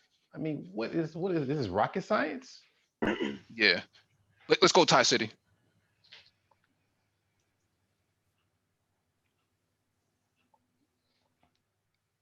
I think Thai City stepped away.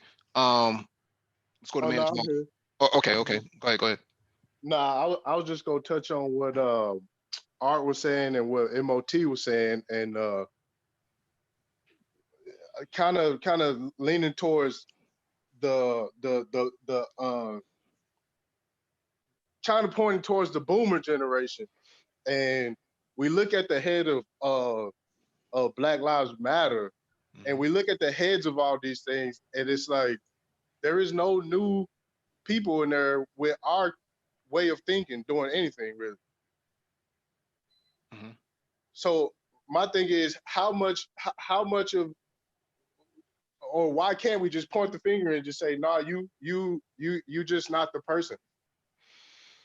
Yeah. Well, that's the thing. They keep trying to say that damn near everybody is not the person. So why don't you do something else different since you don't have the expertise or the all that kind of stuff. I'm sitting there like it's so many people in the young generation that are full of intelligence. I mean, unfortunately, YouTube is showing us another side, but we got a lot of Generation Z and millennials that is on the ball. So why not push that even further? That's what I'm saying. The person that's ahead of Black Lives Matter should not even that shouldn't even be going. You know what I'm saying? It should have been shut down automatically. Like nobody's rocking with that way of doing things anymore. Yeah, that's why you have that's why you have the puppeteer. You have the puppet master doing that stuff. Because the head of Black Lives Matter or whatever, they don't even know what they're going to do until they get orders. Right. I should have said that, huh? But yeah, but that's what they have to receive orders from the top, and that's pretty much almost any group or political structure that we're not even allowed to meet. But that's they're what I'm meeting saying. somewhere.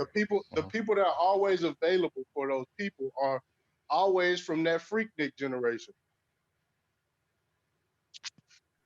Freaknik. What do you mean by freaknik generation? Well, the generation that I feel dropped the ball on a lot of this stuff. There's no way you could get a group of just millennials and zennials to just say, okay, take this money and do what we say. They're gonna inspect everything about where the money's coming from. They like it's different. Yeah, there's a lot of capitulation, is what he's saying. Let's go to Man Tomorrow. He has his hand raised. Yeah, I mean, you have to understand, it's not the intelligence, it's where they are and what is valued out of them. Now, you can be as intelligent as you want to. If the person who creates the environment doesn't really care about intelligence at all, the person doesn't have a male figure in their life who cares about intelligence, who on earth is going to be able to steer this kid into the direction outside the hours of the school?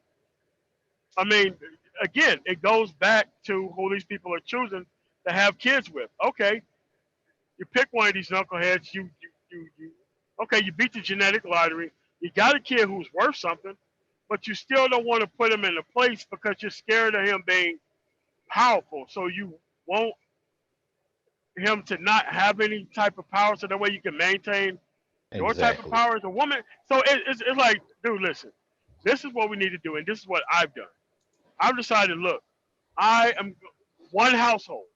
That's it. Stop thinking about everything else in life. One household that you had where your rule is the best one with the best type of philosophies and everything else going forward. Because these competing households with the competitive woman on our side is not going to make sure that boy is going to be the best as if it was in your care. So what you have to do is you have to stop putting kids with specific people who don't have a track record, because that's the key thing here, track record. They don't have a track record of doing great things with boys. I mean, there's all types of programs for girls. There's really no programs for boys. When I was in Mississippi, every time I look around, a boys program being shut down across town, and now they're turning them into girls programs. I'm like, but damn, you only got 3 in one school. You can't have a boys program of no kind? And then it's not even the women shutting them down, it's the men shutting them down because they're doing what the women say. So you have to understand that people who actually want black men to make it is a very, very, very small group of people, because women can just lean on guys with this sexual leverage nonsense and they get total control over it. And you have to understand that most men, especially if they're not doing too much in their life, dude, they don't want to see black men to be powerful either. That's the other part of it that people don't get. People who've had their shot and their chance, they don't want to see black men be more powerful, because if that happens, it proves the failure of their life. And they'll rather it not be black male power at all, so that way he don't have to explain his lack of power. Wasn't it Jesse Jackson during Obama's inauguration said I should cut that nigga's balls off? That's Yeah. Jesse Jackson. Yeah. Yep. Talking about boys raising their sons, or men raising their sons. Mm-hmm. Hey, Cyberdown, you got your hand raised. Yeah. Thank you again. You know, if you crush the bone, you alter the mind. You know, I think covert strategy to be very effective in all this is that, you know, we have to, you know, we have to begin infiltrating. You know, again, it's my mother, you know, you know, and I keep it 100%. My mom didn't let me go to the magnet schools that I wanted to go to. You know, I'm 40. I grew up in '79, but I wanted to go to the magnet schools when I was young, when they first had them. Again, scientifically inclined as a kid.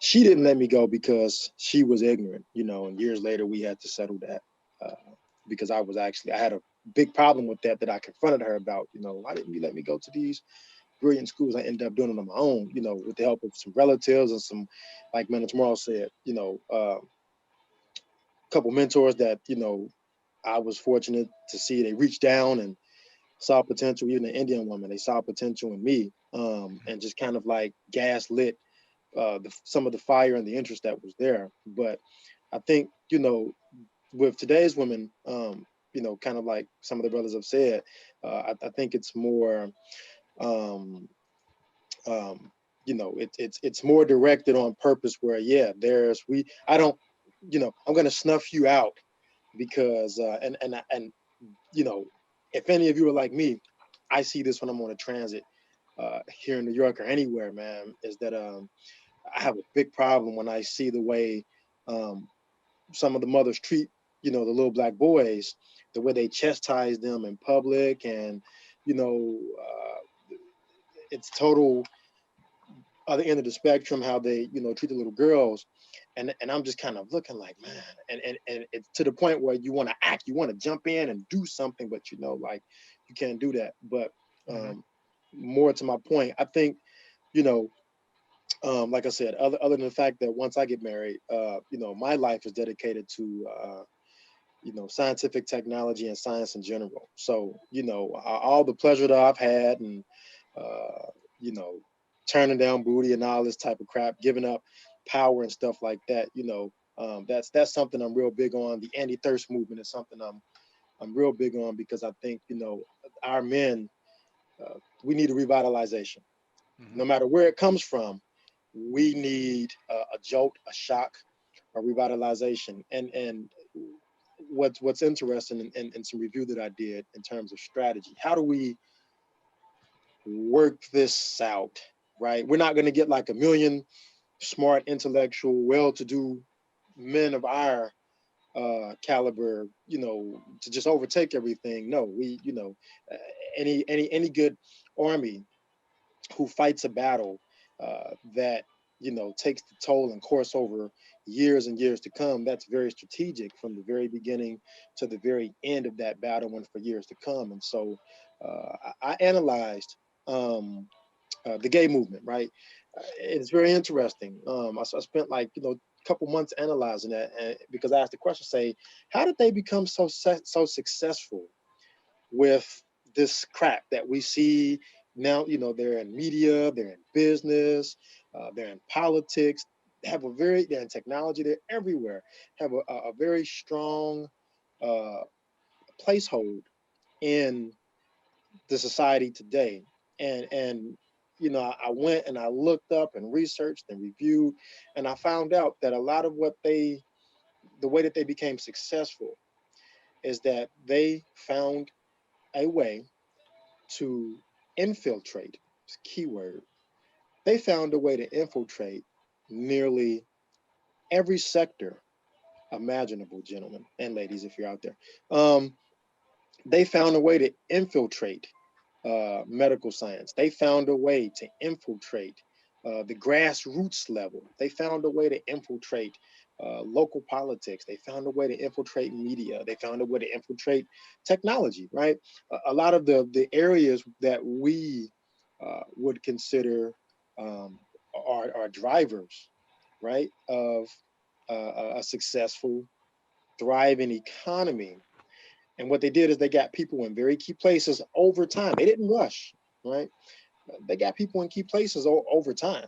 Mm-hmm. And now here we are, 2019, headed into, Buck Rogers 2020. And, they have a very strong political, social, economic, and financial influence, where they're shaming people and getting them out of there. And I wouldn't be surprised if they're not behind a lot of the crap that's going on today. But I think, gentlemen, that infiltration, are we ready? And I have to ask this question: are we ready? And I point this to all of you, now the listeners. Are we ready that when we strike the blow to take back what is trying to be, or what has temporarily been taken from us by the foolish folks out there? Are we ready for the fight, or are we willing to enact whatever agents that we need to get in, to analyze? We're smart, to infiltrate, to execute a strategy that's as someone said, the Cold War, that's essentially gonna realize itself to be something to that scale. I have nothing else to do, but I want to see change, and I'm not silenced at all. I'm motivated. The more foolishness I've seen, I wanted to be a judge because I heard gunshots in my community every night, 12 o'clock. I made some life changes. Like I said, got derailed a little bit, but got back on track. And so, I'm motivated when I see them attacking us and doing this foolishness. It just inspires me, and actively working to develop counter agents and infiltrate and form any allegiance possible with any willing brother who's willing to not go down without a fight. So that's all I got. But what do you guys think about that? Are we ready for the repercussions that are going to happen when we start striking blows and making a dent? Because that's going to happen. That's reality. Metaphorically speaking, striking blows. Let's go to our new straw. On that movement that you're talking about, be as it may, there probably was some infiltration, but that stuff has always been in place since they started this, this whole thing. They had to find ways to bring ancient Rome in this system. So even down to how they do family, how they do man and boys, they always had that, but it had to be secret. So, but things have been coming out, and we've been knowing how things are now. Now the thing is, now we have to believe the optics that is some new phenomenon. But no, they've been doing this stuff for a while. We talking about the church, the big churches, the political structures. They got all these different things. If you look at what's that guy's the guy in Pennsylvania that got caught when he was messing with the little boy. Oh, you're talking about from Penn State. Yeah. Yeah, he had to take one for the team because he was grooming that boy for a large Sandusky. Sandusky, Yeah. there you go. Yeah, So he had to him take and one for Jeffrey the Epstein. team. This stuff is nothing new. The thing is, this how they get down. So as far as these other people outwardly doing these things and this new organization we're talking about, it's nothing new. The thing is that they're just using timing, and they're using other things to hide behind it. But it's always been there. But the thing is that we have to learn how to see what's going on so we won't be caught up in that stuff. Because now they're not going after us, they're going after our sons, our daughters, Because I mean, if you already know how they do things in cartoons and commercials and stuff like that, there's a lot of innuendos that goes into your subconscious, and later on you start doing things that you never thought you would do. And it's usually easy when it comes to the young ones because they don't even know what they're watching. Frequencies when we're young, our frequency listening gets a little bit smaller. There's a way out there. So certain pitches and stuff like that, they can hear it. We can't. So, and in those pitches, you can put messages in there, and your subconscious will hit you up. That's why these cell phones, man. I hope we can find ways to keep it from really messing our minds up as far as the copper in the brain, if you understand the science of that. Because when that copper is tarnished or depleted in the brain, wow. I mean, you talking about being controlled. We're gonna eventually move away from the physical cell phone anyways, probably in the next 10 years. That will be all said and Yeah, done. Um, through the eyes and the ears. Because if you think about the technology they were using in Germany, I think it was the Moonchild experiment, and I think it was the other one called Operation Paperclip. You know, what I mean is that we'll move to a more Black Panther, the Komoshi beads, I think that's how they pronounce it. The little wristband that they had to have holograms pop up. You're definitely going to see that happen. The technology has existed for the last 10 years. It's just a matter of implementing it. Cause they did Nokia, in the military, right? They do some of it in the military.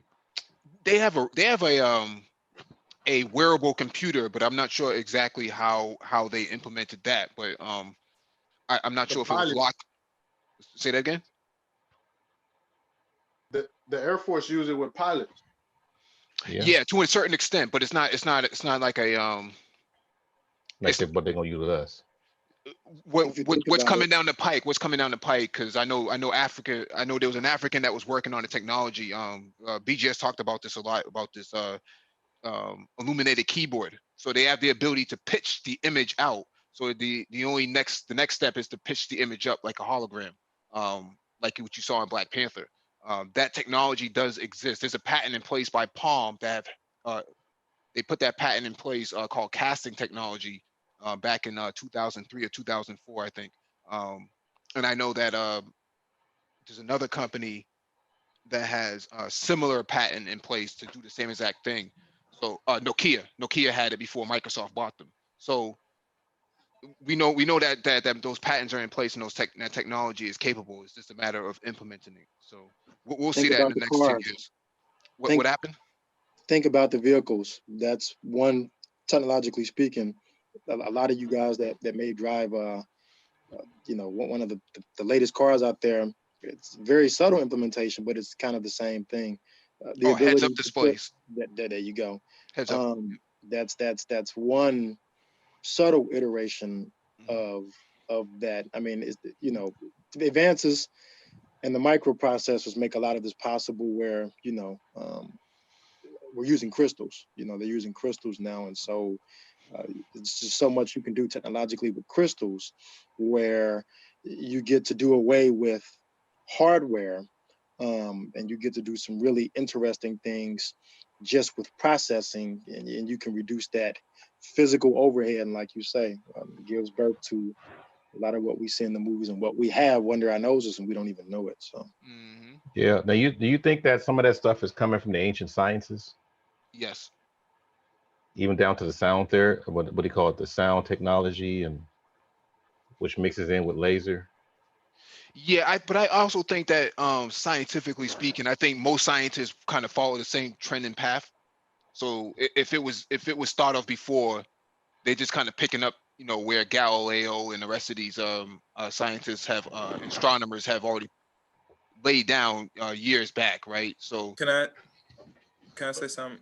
People not aware of that. Everything that we get is secondhand. The military get their stuff first, but they already got dibs on it. So when we see it, it might be something new, but it's already been gotten right. All the technology you see on TV and the movie is already gotten right. They keep that secret. When it's ready to reveal it, they reveal it. Simple as that.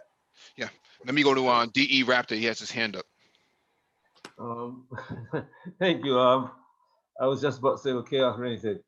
That technology that you guys are discussing right now, that's been in the military 10 years. Yeah, he said that already. That wraparound technology where you don't even have to type.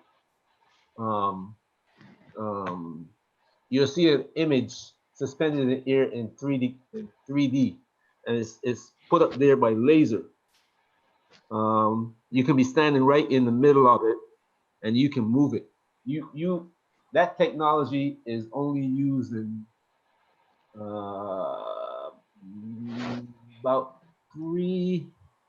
I would say 3 or 4 places that I have heard about, and even in certain areas of well, the Pentagon.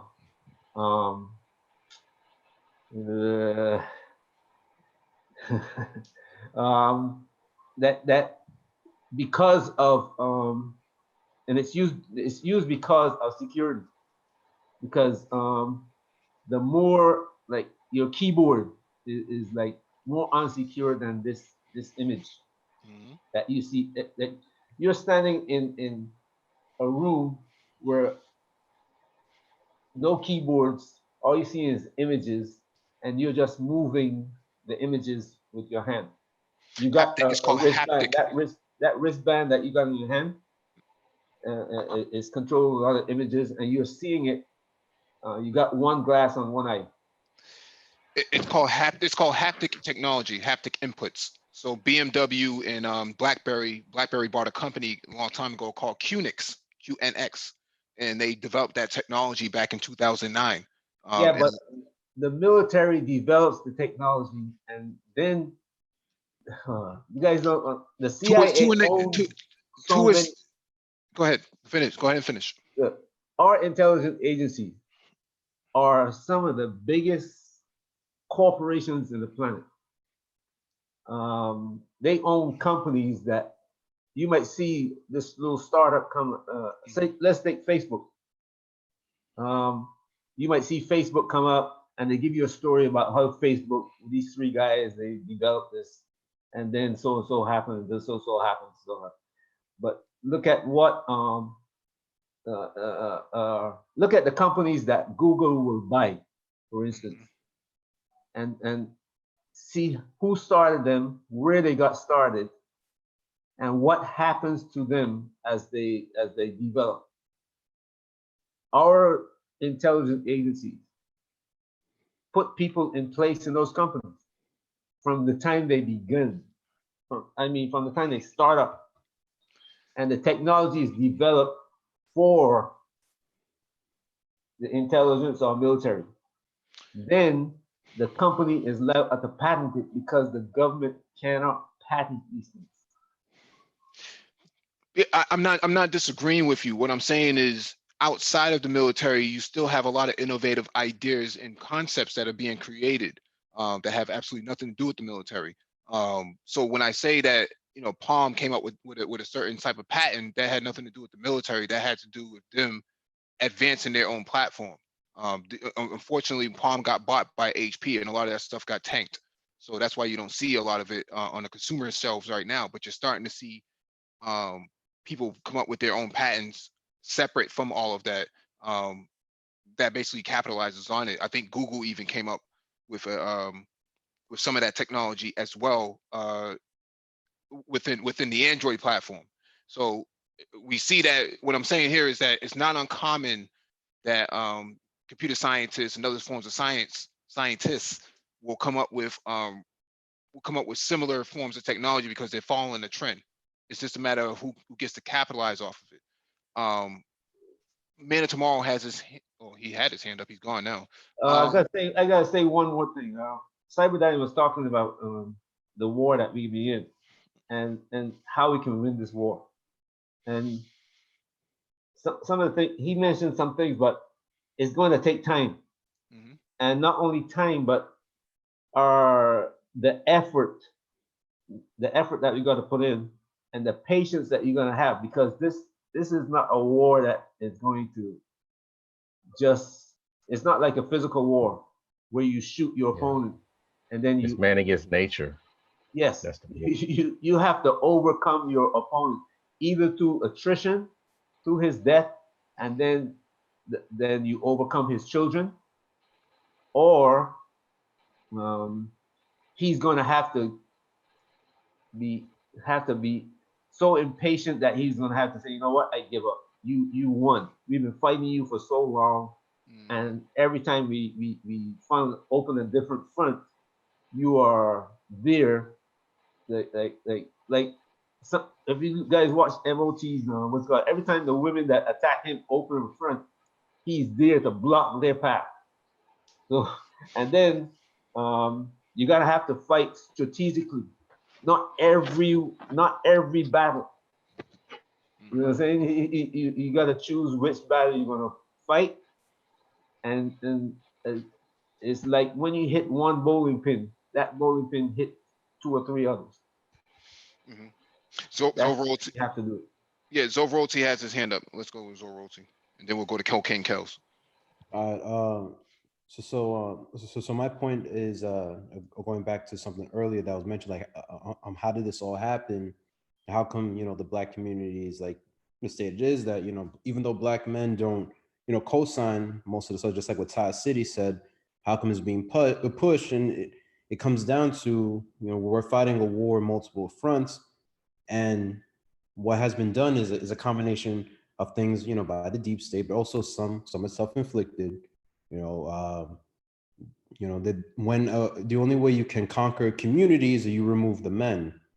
And the thing is, the lack of a male leadership in the Black community fostered this self-perpetuating chaos that we see, this bedlam and chaos that we see that started from the 1960s all the way down here, all the way to onto this day. Because back then, during the Civil Rights era, during the Black Power era, you had strong Black men leading the way. But what happened was some of them got killed. Some of them, I wouldn't say killed, some of them got assassinated. Some of them got bought off. And then let's be real, some of them became, drug addicts. They became drug addicts. So what happened was the next generation that came after them had no guidance, no leadership, nothing. And it fostered this chaos from the 1970s with the blaxploitation films that kind of portrayed Black men as this criminal brute who tries to get it any way he can as the pimp or whatever. Then the 80s came, the crack era basically made the situation even worse. Then gangster rap came, pushed this image of what a real nigga is.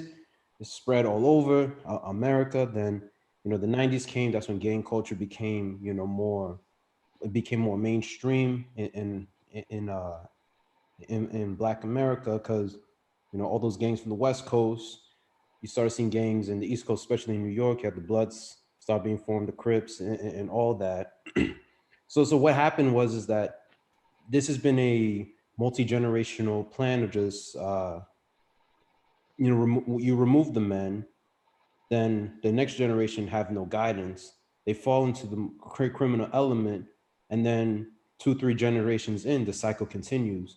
So that's the reason why at this moment Black men are silenced, because let's be real, we are a minority. We are a minority in the community. We don't have that much influence. They're the ones who are thinking Black men. And then on the other side, there's this chaos and bedlam that's going on in this community. So the women, they decide to take over the lead, and women for the most part cannot be, they could be leaders, but they don't know how to raise men. So therefore the cycle continues. So it's it all starts that there's no a male leadership leading the way, and it started way back in the 60s from the Black Power movement. Oh, well, there's no male leadership, but because there's no male organization. But I want to address that real quick because I know somebody's next. But real quickly, there was a sister that I talked to a while ago. Her father died, and we were talking about male, a real Black man. She said that honestly, she don't even know what it's like to even know what a real Black man looks like or does or how he is. And when she told me that, I couldn't just shake it off and say that's just her. I really think that's the going narrative. I don't think they really know a real black man when they see one. I really don't. I mean, there was Khalid Muhammad in the '90s, but look how ostracized he was. I mean, to me, that's a real black man. Yeah, but a real black man challenges the status quo, right? And if we're challenging the status quo or we're opposing the environment, they push back against it. So even when masculinity is operating in its purest form, they seem to reject it, right? So they don't even like the idea of an actual masculine man, right? Or a black man who's functioning correctly, right? They like the dysfunction of dysfunctional masculinity as we know it. Yeah, because that's what they've been taught and shown. And then on top of that, they got people that's helping them along the way to show that, oh, this works and stuff like that. But they don't see the effect that was happening to us or our sons. Right, So, right. What's happening here is that the dysfunctional black male or the dysfunctional masculinity that they're accepting is that easily digestible for them, right? So it's easy to accept the Pookie because he's really volatile. He's all over the place. He does what he needs to do in order to get the cooch, because he plus sees he that can as use his prison record over his head to right. control him. Right. He's easily weaponized against other black males and against non-black males as well. You know, we saw what happened in Florida with the parking space situation. Black man goes to defend his black woman and gets a bullet in his chest, and he ends up dying. And that's the value of his masculinity. We see the same thing with the Asian nail salons and beauty supply stores. Black man goes out there, busts a couple windows. Next day, those same black women are in there getting their nails done. That's the value of black masculinity, is to be weaponized when it's convenient. Cyber9 has his hand up. No, I think wasn't Cocaine Kills before me? I don't. Oh, yeah, Cocaine. She lowered her hand. Go ahead, Cocaine. That's okay. Can you hear me? We can hear you fine. We can hear you. Okay, that's okay. I lost my train of thought. Go ahead. You should write these things down, Cocaine. Yeah, I'm trying to be respectful, but go ahead.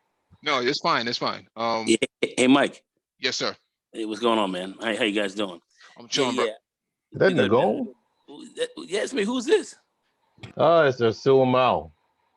How you doing, man? What's going on? To the bang. To the bang, to the bang. Sim, eu estou bem. Tá bom, tá bom. Mesma coisa aqui também. Sim, sim. Let me go to Cyberdyne because he's been waiting. Okay. I just want to ask him. Okay, go ahead. Okay. Thanks, gentlemen. So, I think I agree with the previous talking point. I think that it all starts with definition, right? If we all could agree, right? Do we have an agenda? And is there an agenda that could be the incipient agenda, and you work your way through again, strategically. There's going to be some covert operations. There's going to be some things that are smokescreen. There's going to be some things that are just out front. But is there an agenda? And and I don't mean because I guess today, when you say you have an agenda, everybody says, "Oh, you got an agenda." Bad, right? We're thinking bad, red flags and stuff like that. No, I mean, do we have a definable, way of saying, "Hey, here are these objectives," and essentially we're saying, what do we want? What is it do we want? We've asked ourselves this question: what do we want?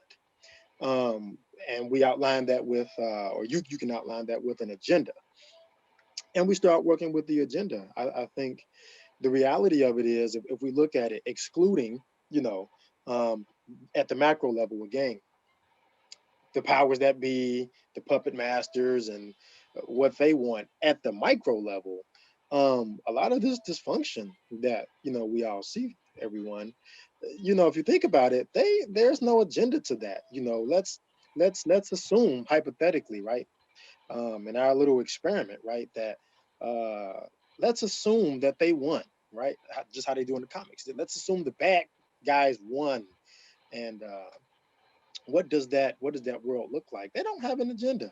Uh, you know, I've heard it several times. You know, it'll be chaos, and they'll eventually, burn themselves to the ground and cannibalize and all that stuff there. But on our side, obviously, we do have an agenda, and I think, I'm not going to define that agenda, but I want to say the tone of that is, to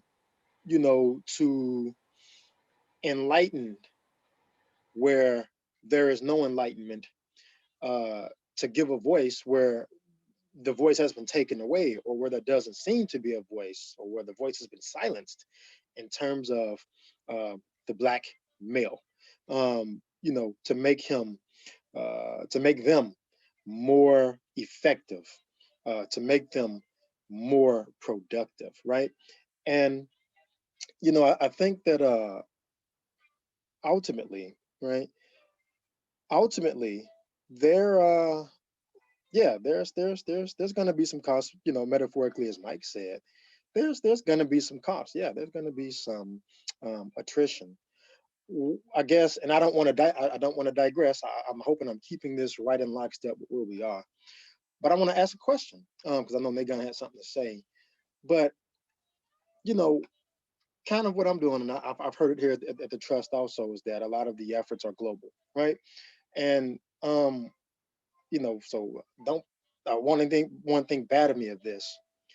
Perhaps we are in a time dispensation where what we all knew and can identify with, the Black community was the community, right? Whether we instantiate that as a physical, literal representation, times change, civilizations evolve, and we're evolving. We're in a state of evolution, especially with technology. We're not going backwards, right? Perhaps we may need to globalize. Perhaps this change, what is required is that those of us who are upwardly mobile, those of us who do have connections, those of us who are innovative in thought and deed and forward thinking, perhaps the Black community as we know it isn't what it has always been. And just real quick, and I'll pass. The reason I say that is, as I look at the degradation, and that's what I call it, the degradation. Me and my buddy Phil, we call it the degradation and the squalor. I look at the degradation, and everything is based on what it's always been, and they just kind of add on top of it, add on top of it. It's voidless, it's shapeless, it's formless. It doesn't have an end goal, an end game, right? It's just get more, hungry, build, suck in everything, and then you've got this ball of whatever the hell you have. But perhaps again, talking about strategy, we may have to go and implement in a way that is evolutionary in and of itself, in terms of the Black community. We, I believe, global initiatives. We're talking about the local level. Things just aren't being done the way that they used to be. And to be honest, as a thinker, as all of you are, I think we could agree that might not be the most effective solution to do things the way they've always been done, right?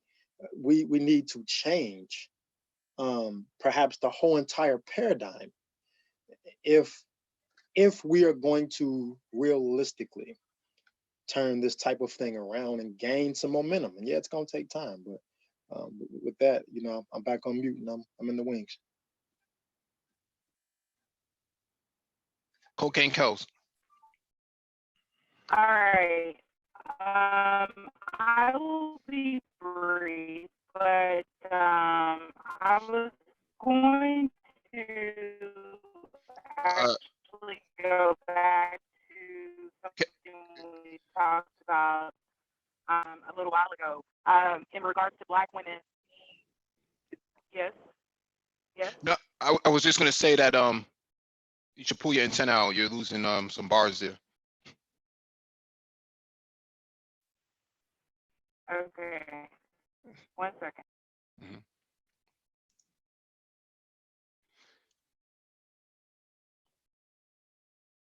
We'll give cocaine 30 seconds.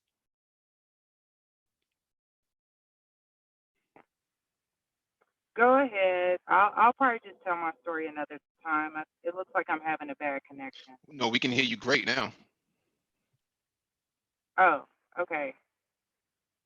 Anyway, not to derail the conversation, but I think it's important to mention in regards to our conversation about Black women and how they are puppets to when they're hired in these high positions by the white man. Can you hear me? Yes, we can hear you clearly. Can you hear me? We can hear you clearly. Okay, all right, just making sure. All right, it just goes in and out, and I'm in my car, so sorry. Anyway, my sister, and I will be real brief. My sister was hired as a deputy mayor for a fairly large city, and one would think that, you know, obviously that's a high-profile position, very visible in the media, but obviously she had to answer to the mayor.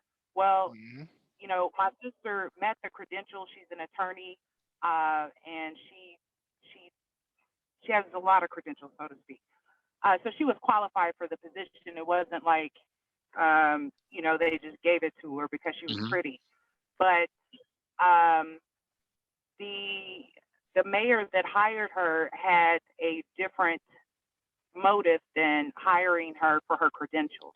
He hired her so that she could fire majority of the Black people in her department, including Black men who have been there for quite some time. So she was hired to basically shake things up, but also be that puppet for that white man. And, you know, it didn't take long for her to figure it out. She did refuse to do the things that that he wanted her to do.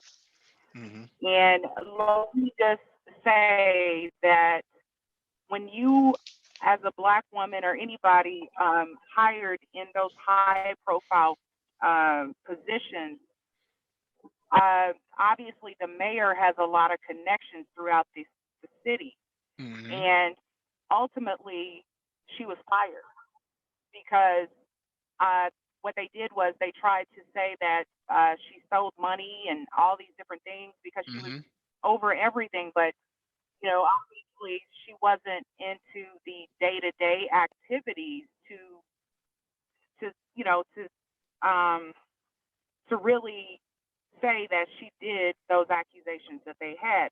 My point is that, you know, my sister is, you know, she has high integrity, and but it hurt her for roughly 6 to 7 years.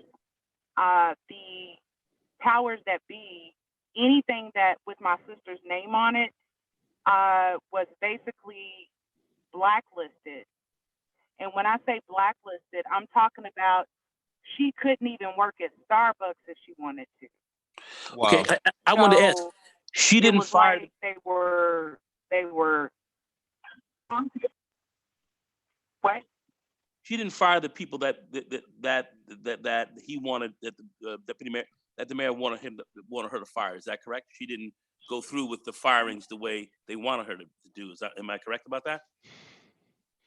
That is correct, but she was the deputy mayor.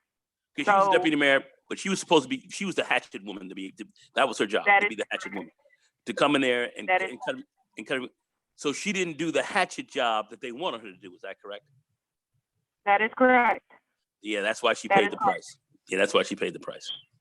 she paid a huge price, but she could not compromise her integrity because, you know, they wanted someone that looked like the people that she was going to fire. Right. And they wanted her to be the scapegoat. And so my point is that, you know, it has taken her a long time to recover from the everything that she has been through. You know, they tried to take her law license. I mean, she was in court for years, and they are very powerful.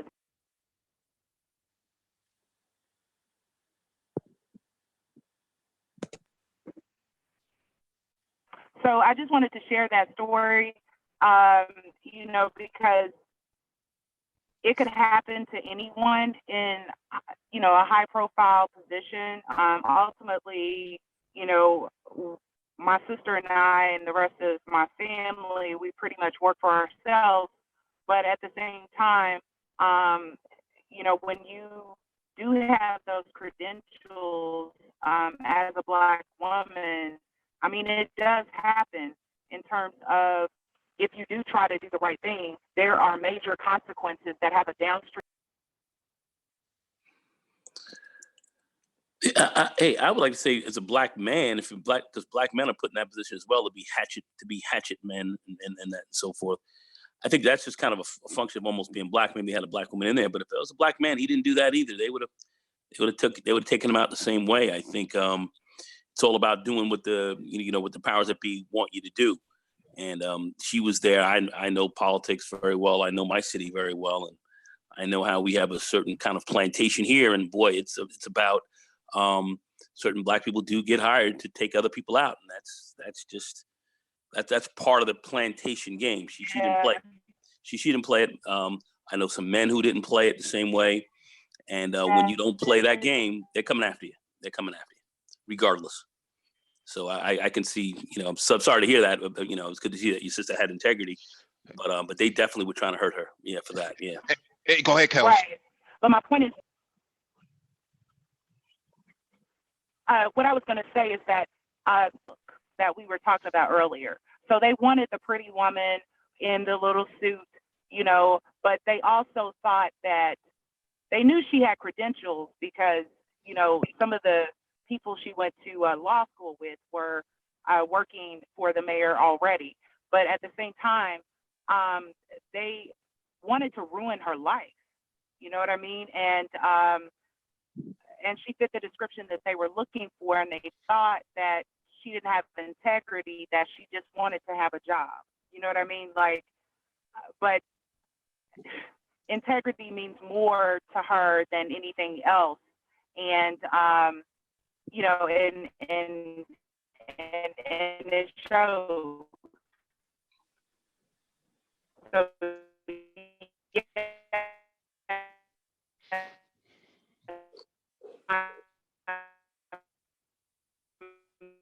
Connection's bad. She might be in a tunnel. Proud of her. Connection's bad. Because she could have ruined a lot of Black men's livelihood, because there are people that obviously, if you're working for the city, you know, that's a long-term position that you actually, you couldn't hear me? No, Hello? we can hear you. Your mic was breaking up. No, we can hear you, Kel. Can you hear me? Yeah, we can hear you, Kels. Keep talking, Kels. We can hear you. Okay, all right, I'm done. Yeah, that's all I wanted to say. Thank you. No, you're welcome, man. That was a great story, because it articulates the weaponization of Black women and Black men in these areas, especially Black women, for this matter. And you know, I mean, we saw on in the manosphere years ago, even I think last year or something like that, as of recent, that there was a flag campaign where there was a hit list of certain Black men, Black male channels to be targeted. Well, who created that list, and who has the power to actually enact on something like that? We saw the first time around back in 2009, Sergeant Willie Pete was targeted. Thugtician was targeted. Various other Black men that are not here today, their channels were targeted. And you had this collective of individuals who had a axe to grind against brothers for actually speaking out and exercising their First Amendment. And that's that goes into this idea of a deep state. People always think that we're talking about some Hollywood thriller, but this is real. There are people behind the scenes that make things happen, and will take you down if you go against the narrative or the current narrative or the status quo. We saw that happen twice. Nagone, go ahead. No, I was just going to say, the story she was telling was that goes on a lot. Those are very accurate. Those are very accurate kind of renditions of what goes on around this country a lot. In corporations, they do it certainly. Also in the government corporation, as they, hire people, women, Black women, or even a Black man may get in that position. And if they don't cut heads and they don't, do what the powers that be want you to do, that is part of what can happen. I mean, I've even seen in recruiting business on another level. I had this one recruiter guy who I was working with. He was telling me about how he was working with a company. It was a white woman and another white guy, and they were hiring a lot of people for a hiring initiative. And the white woman said, "Okay, you're going to be a recruiter. You're a Black guy, but don't bring your Black friends in, and don't bring anybody else Black in here. We just want you to hire the people that we want you to hire. So even though you're a Black functionary here, you are not to be like, basically, you ain't to come up in here getting Black folks up in this piece. That's not your job." And he was told that. He was absolutely taken aback. He complained about it, and they made some changes. That woman was subsequently removed later on down the line, even though she started out doing that. But that was something that actually happened. So you see that all over. I mean, he happened to, this was on the EEOC and all that. There was she was way out of line. She was that racist. She just didn't give a damn. But in other positions, especially political, like Kels was talking about and so forth, that goes on a lot. And then they bring them in to clean out the Negroes. They'll hire a Negro to clean them out. A woman, they will put in that position quickly. To the Black guys in that position, they are there to be taken out. And they'll even take out other women, depending on where they are and kind of what their positions are, if you will. If they're not with the program or if they're against the program, they're going to get eliminated as well. So, to keep that plantation in line the way they want, and they will get somebody to do that. And if you go against that and you don't do what they powers that be tell you, just like they blacklisted her, you're blacklisted. Where you can't, where you can't get a job, being a bathroom attendant, at the at a local restaurant or something. It's just crazy, but that's what goes on. Go ahead. I'm surprised they didn't take away her ability to practice law, right? I think she was an attorney. What Cocaine was saying. So I'm surprised they didn't first go after that first. Well, they would have to, in order to get disbarred, because that's ultimately what you're talking about. Yeah, you would have to have offenses that would have gone on in which to bring you in front of the state bar, which is politically controlled as well, to take your license. So maybe they didn't have the kind of offenses against her that they may have been trying to get against her, in which for the bar, because they just can't take your license because they want to. They have to have a reasonable offenses that have gone against your practice or against the state bar in which to get disbarred. There's a whole process for that. So they may not have had that. They just may not have had enough on her to do that. But apparently they made it in such a way, well, if we can't take your license, we'll take away your opportunities. And and that's what they did, I think. Let me go to DE Raptor. He has his hand raised. Okay. We were talking about agenda before the young lady started talking about the woman. The woman, how you put women in place to do certain jobs. As far as our agenda, it should begin with making our people, giving our people knowledge, not just going to school to learn to do a job. You know, you go to school to learn how to be a doctor, lawyer, whatever the case might be, but to give them a knowledge education, so you can reason, you can actually reason, you know, from point A to point B logically. So you got to learn how the laws in your country work, and when they tell you that you're supposed to remain silent because the evidence will be used against you, you shut up. You don't let the policeman talk to you and say, well, you know what, if you talk to me, you know, maybe I can help you out. You shut up. Education, not only to learn how to read and write, but to have a conversation and understand what somebody is saying to you and how to explain what your thoughts are to somebody, to another person. Comprehending what the society, why the society make the laws that we have. In other words, we might live in the United States, and a lot of people understand, a lot of Black people understand, look, this is a racist country, but they don't really comprehend how bad it is. Understand? You might say, you know what, I'm supposed to go get a job, and the lady was talking about the gatekeeper. They put a Black woman as the gatekeeper. When you walk into that office and you think you're going to get a job because that woman is Black or the man is Black, you're not going to get the job, because like what Nagoma said, he says, just because you are Black don't mean that you're going to bring all your friends up in here. You know what I'm saying? So that's we have to have that kind of knowledge, a broad spectrum of knowledge, not only to do the work that we want to do. You know, you might want to be an engineer. Yes, you can be an engineer, but you have to know other things that have nothing to do with engineering because you live in the society. And that's what one of the things we have to do. After we got knowledge, then our economics. Or even though we're gaining that knowledge, we should be working also on our economics. Because through our economics is where the power comes. The power comes when we understand, hey, look, we got to build our own. From that knowledge, we got to build our own banks. We got to have our own businesses and all that.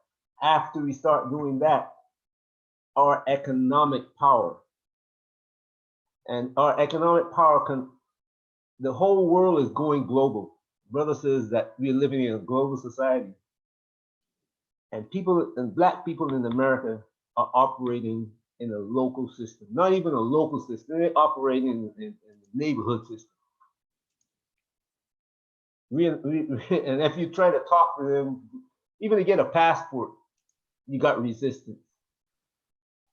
How can you survive if you're not thinking globally when the rest of the world is thinking globally? There's no way we can survive as a people if we don't have, this is the beginning of our agenda. And if we don't have that agenda, we are doomed to fail. And the more the technology, the more the technology changes, the farther behind we're gonna fall. That's my opinion. All right, Zorochi has his hand up. And another thing too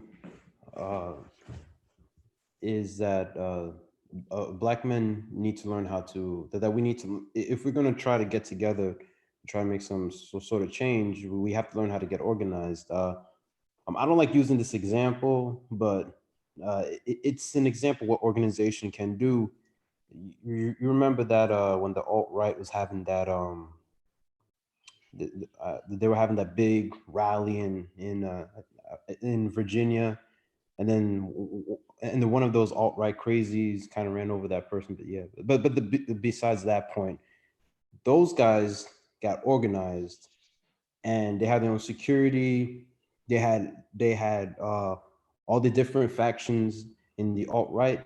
because you have to understand that even in white supremacy, there is disagreements between these different groups, and it's been like that for decades. You know, you had neo-Confederates and you had Aryan Brotherhoods and and all them other groups, militia movement and all of them, but they all got together to be organized to showcase their power. And even though the media was, and justifiably so, was showing that these guys are crazies, it helped in their numbers because more white men were like, wow, this is a powerful movement, I want to look into it. Now, that has its negative connotations. The alt-right, they want a white ethno state. But the point is that we can learn from different groups how they get organized, how they get together, and to affect change. I think with the Black men, it will lead to more effective change, more so because now, the different political parties will take us seriously. Now they say, okay, these Black men are collectively getting organized. They have an agenda, a clear-cut agenda, nothing vague. They know what they're fighting for. And that's been the problem with the Black community for the longest time. Stokely Carmichael talked about this in the 1970s, that Black people know how to mobilize, but they don't know how to get organized. And that's our biggest problem. We can mobilize for a protest, but then nothing gets done. So I think for Black men, if we get organized together and organize with other, Black men around the world, we can really affect change. Mike, you always talked about this, and I hope the feds ain't listening, but I get what you're saying. That you say, there should be like a Black version of like a Hezbollah, that sort of thing. Like a Black-centered movement where Black men can just get together despite different ideologies. We push for the betterment of the community, and for the longest time, what's been the issue is that different factions in Black society have been, going against each other, and that's prevented some sort of unity. I'm not talking about some kumbaya, hey, let's all get together, but okay, you are Muslim, or I'm atheist, or I'm Christian, or whatever. We may disagree on some religious things or whatever, but we both agree that we have to advance the agenda for Black men and for these Black boys. And I think that should be that can be something that could be done. Closest thing that you have to Hezbollah would be the Nation of Islam. Yeah. But the thing is, the Nation of Islam has been demonized by the Black church. That's the thing. That's a big problem. And Nagone knows this too. Like in New York, we had the 5%ers, and they were going against the Nation of Islam. You know what I'm saying? So it was like, even within the conscious community, there was like disagreements. Nagone has his hand up. Go ahead. Yeah, he brings up some good points there about about mobilization, because we can mobilize. I mean, we had a 1 million man march, and that was of course done by the Nation of Islam. We had a 1 million man march, and I remember guys getting all geared up, and brothers were motivated, and we're talking about these just weren't Muslims. It was 1 million man march. It was Black. 1 million Black people. It was a little bit more than that who came down. They tried to count the numbers down, but it was a little more. Walked into DC, not one crime was done, not one cash was taken, not one person was beaten up, and white folks were terrified. They were terrified, and you were talking about people who were. You say, but the church, you had the Christian, group, and you had, other Black men of other denominations who were there, and they all came down. It was organized around the Nation of Islam. Farrakhan, of course, did not give the kind of speech or whatever that people really needed to hear, if you will, at that time. But still, they organized this march, and it was successful, and it shook the country up. And then we saw many other laws start to come in after that, slowly after that, to harass more and more Black people and so forth. There was a lot of the things that actually came out of that, more mass incarceration, more drugs were used into your community, and police were a lot more aggressive. They were attacking you after that because they were afraid, because they understood what that meant. So that was significant. our biggest issue here is we already know it's not reinventing the wheel. We already know what needs to be done. We can organize. It's just to organize around a central idea, one idea or one central interest that you really want to get pushed, and then move forward with that. And if you can march 1 million men down into one city, which was akin to an army. That's how people looked at it, 1 million man army. That could have been an army, which could have, taken over the capital and could have, changed the course of, the functionality of this nation. So they moved Clinton out of the White House at the time, and then brought the military up to full status. And they looked at that. That's an army. This was a terrifying thing, and that's when you started to see. That's when Clinton and all them. The Democrats. They doubled down on mass incarceration, and the drug issue became even much more of a problem. So it was a greater war on people, but it was really to control you because they were afraid, and that's what that was about. So we can organize, we can mobilize, but the name of the game is mobilizing around a central idea that everyone can kind of get around, and move on, and that's really where we're at, and the name of the game is to keep the media game in such a way. That's why it's so important for us to have Black media. That's why Byron Allen and people kind of they miss a lot of where this guy is coming from. Well, I just want to finish my point here. I just want to say that you have all this stuff going on where you can't really communicate with each other and have one central idea, or and not even being monolithic in thinking, because we're not monolithic, but a central idea that's going to work towards our best interest, where that will work best for us. And yes, the Black woman and so forth is a part of that plan to kind of keep you separated and not seeing things right, and weaponizing morons who are going to get out here and just go crazy and fight and go and go against you, while they got one foot in with them and another foot in the street and doing dirt and all this kind of craziness.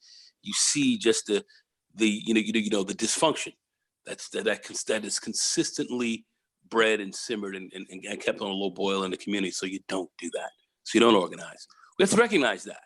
We got to call out, recognize it, and really look to vote and move politically, and economically around our interests. Well, once we really can get a handle on that, we can make some very powerful moves. As I said, we had a 1 million man march. So I'm just saying these things can be done a lot easier than you think, and they don't understand that. That's why they don't want you to have a media. They don't want you to sit back and everyone talk together. They want you and this female, operating in maniacal ways. So you don't organize, so you can't see things clearly. That's why they've kept themselves in power and have gotten more wealthy and so forth, because you're not able to do that, and that's something that we have to consistently elucidate upon, always. Common interests more so than monolithic, thought, common interests. And strong organization, as his brother before had just mentioned, will solve a lot of these issues. It's a lot easier to be done, but you have to communicate properly. That's our issue, man. That's what's really going on. Yeah. Chaos Reign, you had something you wanted to say? See, and I said this before, and you hear enough Black men talking about the importance of Black male media, whether it's YouTube or these other podcasts, is very vital, because no one's talking about our interests, to what we want to see fit for our communities. And I feel there is some pushback from other Black men, not many, but just enough. Mm-hmm. And the enemy knows that by having the discussion, which eventually down the line will probably lead to action, they don't want that to be discussed. Even talking about it, can't even have these discussions because we're not really serious. And I feel with the media put out here now, it's only one element. There's only one stage that should be, hopefully in time, will lead to something more. But only time will tell. But like I said, Black media is very important, no matter what avenue it is, whether it's from the lame or the so-called pookie. And I don't use those terms because those terms are created terms nonetheless. That's all I say.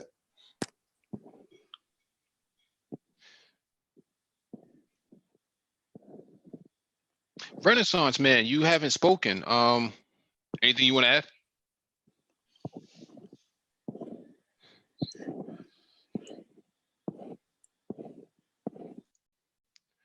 Renaissance man 2008, you haven't spoken. Is there anything you want to add?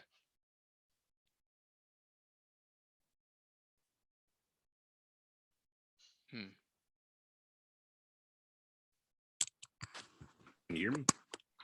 Yeah, I can hear you, brother. What's going on?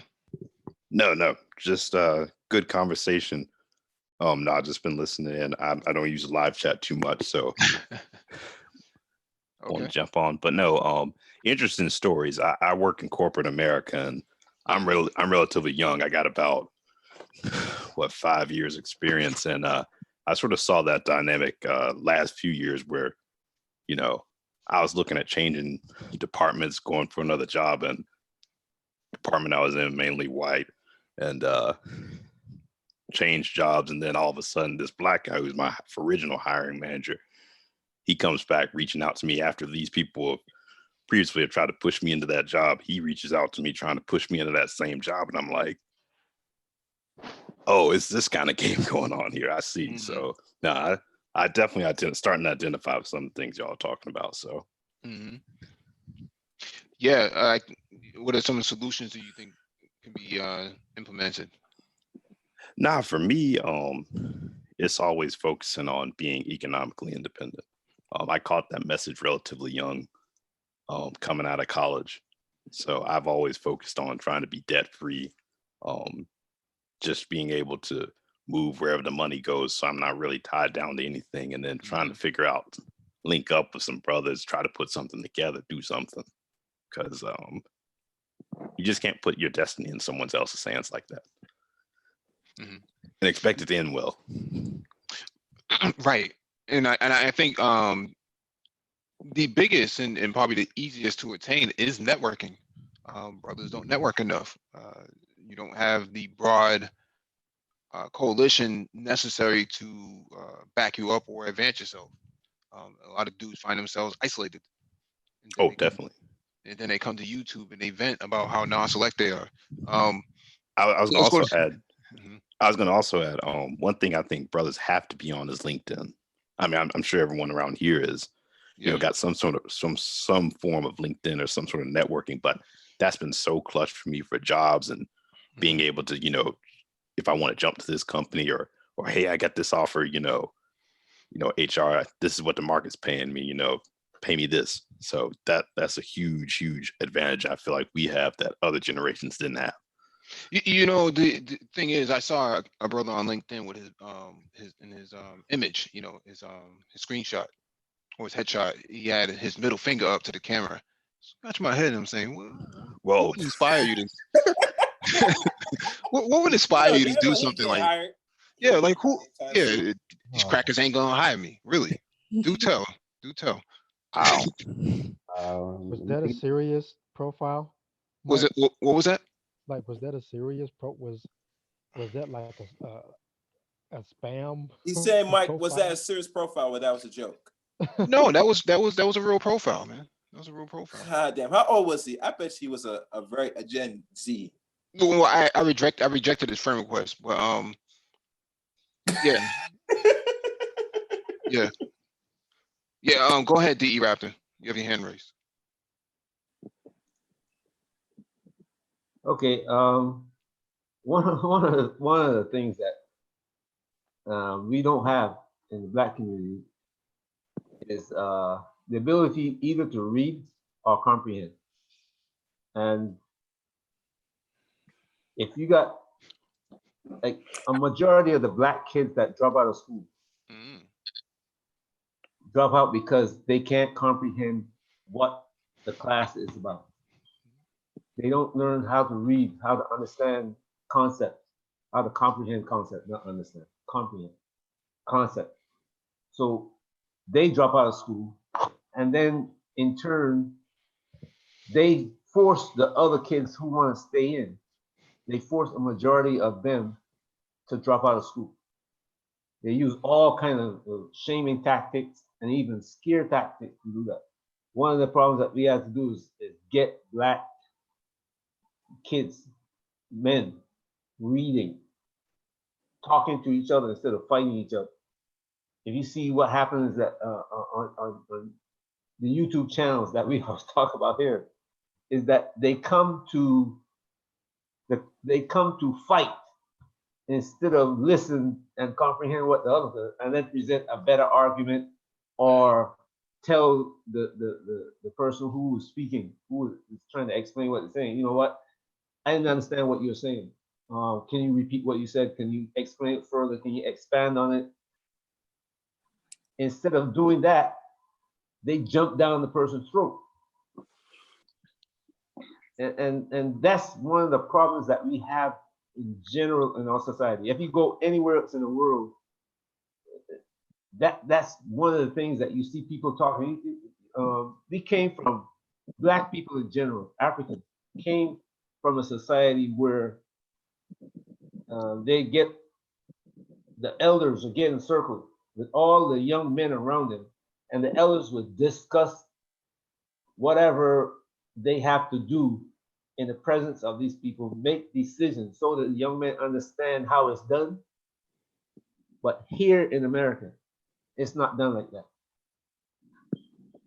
We've given up that. And the other thing is we learn how to speak to each other. Not only speak to each other, but speak in general. I mean, I don't know if it's the fear of it or you don't want to hear what the other person has to say, unless the person speaking is entertaining you. Unless somebody is entertaining you when they're talking to you, nobody want to hear it. I hear people, I've been in the presence of people saying, look, I can't deal with that because it's too boring. I can't deal with that because it may be the news and it's depressing. But you gotta learn to comprehend all of this. Put it in each thing in its place, and being able to teach your children that. Zoroti has his hand up. What's going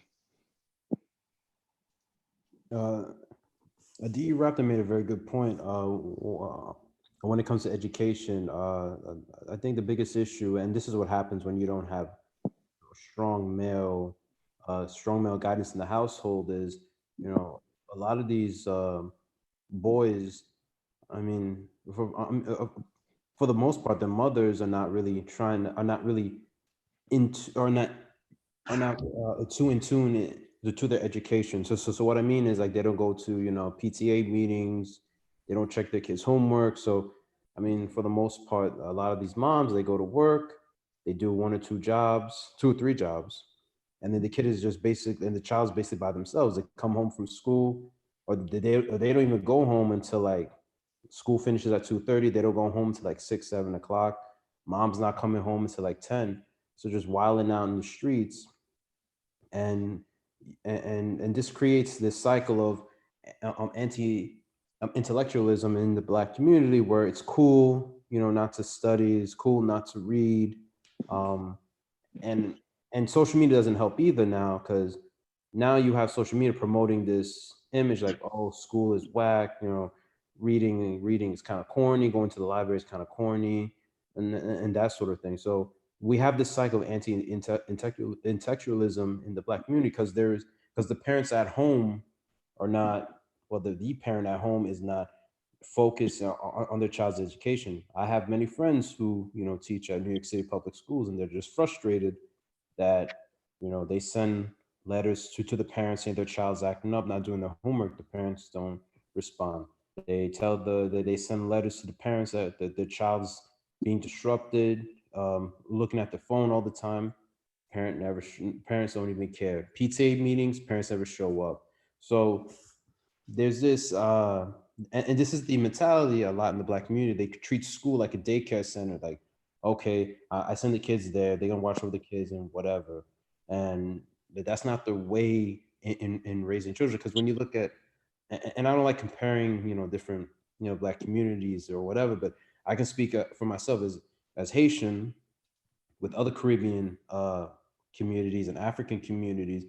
Like, the father and the mother, they're really restrict when it comes to their child's education. They go to the PTA meetings, you know, they make sure the kids do their homework, they make sure they come home at 2:30 from school, or they're at an after school program, and a good after school program, that they're getting their homework done, they're getting their studies done. So I think that's the biggest issue. And it all stems from the fact that, you know, there's not a strong male leadership at home, and the mothers, I don't want to say they're careless, they just don't know how to how to raise that child, or they just send the child to school and treat school as a daycare center for their sons.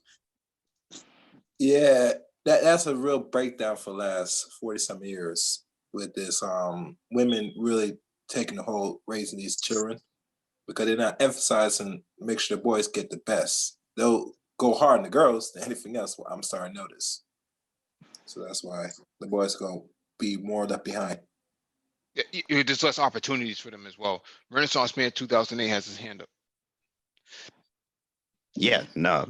I remember kind of going back to what y'all were talking about last night too. Just about the women in general, the community. I'll never forget, I was watching a documentary about, like, I think it was Baltimore public schools, and they were talking about, like, dropout rates and all that. And I'll never forget, they interviewed this kid, this black dude who was really smart in math. And he said, his grades started to drop. And he said, they asked him why. And he said, kids made fun of him. But he was like, it didn't bother him too much when boys did. But he said girls started making fun of him. So he let his grades drop on purpose to, appeal to the women. And I was like, that's a crazy dynamic to me. Because for me, I went to private school growing up.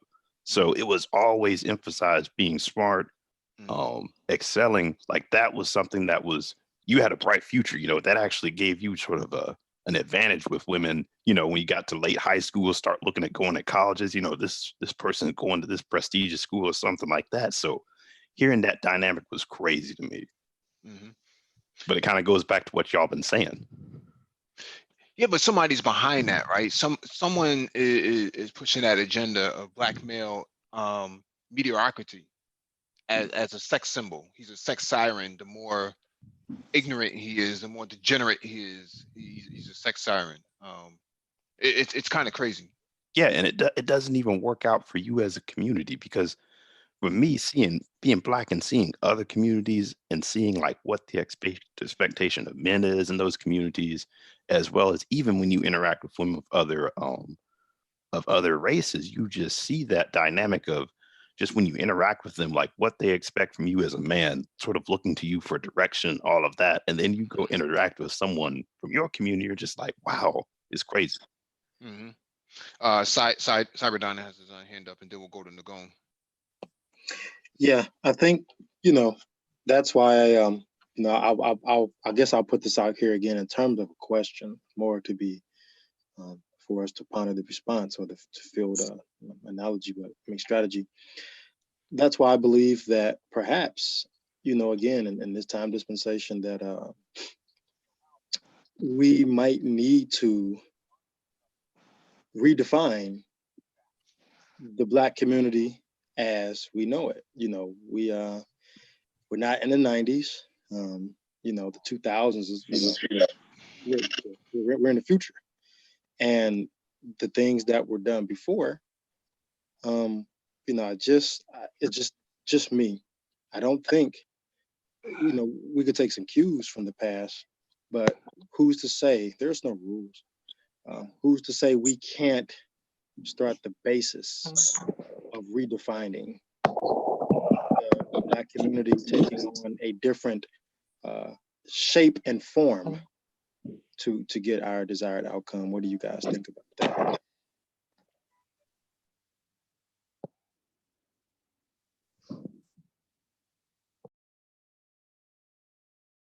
I think people were just listening rather than to respond. But I'll give you my response. Everybody's situation is different, so you're gonna have to come up with a one size fits all policy, and that one size fits all policy is equity, social equity within Western society, or more importantly, United States. There has to be programs set up in place. We saw the recent social equity program for legalization of cannabis and decriminalization of it, and how Black men could actually take advantage of something like this. These are multi-billion-dollar opportunities on the table, and some of the most pushback that we get, or that we've seen, have come from people within the community itself. Your pastors, your preachers, your deacons, and your people of the church have been the ones to push back against that. So we know that social equity, or just equity in terms of justice, um, has been the great equalizer here, or can be the great equalizer here, and something that can actually be attainable. We could talk about creating STEM centers throughout the probably Black neighborhoods across the United States. Can actually bring Silicon Valley to um, disenfranchised areas, and creating startups in these areas while not relying on um, big mega corporations like IBM, Microsoft, and so on and so forth, Facebook and whatnot, robbing the community of the talent that it has, or creating intellectual flight. So that those sort of initiatives can be put on the table from a public institution standpoint. These can be public institutions placed in these predominantly Black areas. Um, and then the other aspect is climate change. How does climate change really impact Black people in predominantly Black areas? We know that trucks and other high output vehicles put out smog, um, and how that affects pregnant women, and how it affects Black males from a sterilization standpoint, because of some of the CO2 emissions that are inhaled as those trucks and those vehicles pass through these neighborhoods, because most Black people live close to highways or close to railways as well, because these are areas that are low valued on the tier. So what I'm saying here is that put these sort of initiatives on the table first, then see how it applies in each area. And I think you can get the majority, if not you get 2/3 of the constituents to actually agree upon something like that. I myself don't qualify for the decriminalization of cannabis, but more Black men do. I would rather be an observer in that area rather than a beneficiary. Just an example.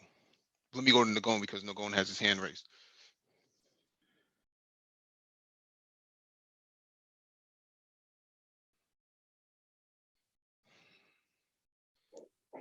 Oh yeah, I'm sorry guys. Yeah, I was gonna ask something before, but I just got caught up with something. You guys can continue on. I'll come back in a minute.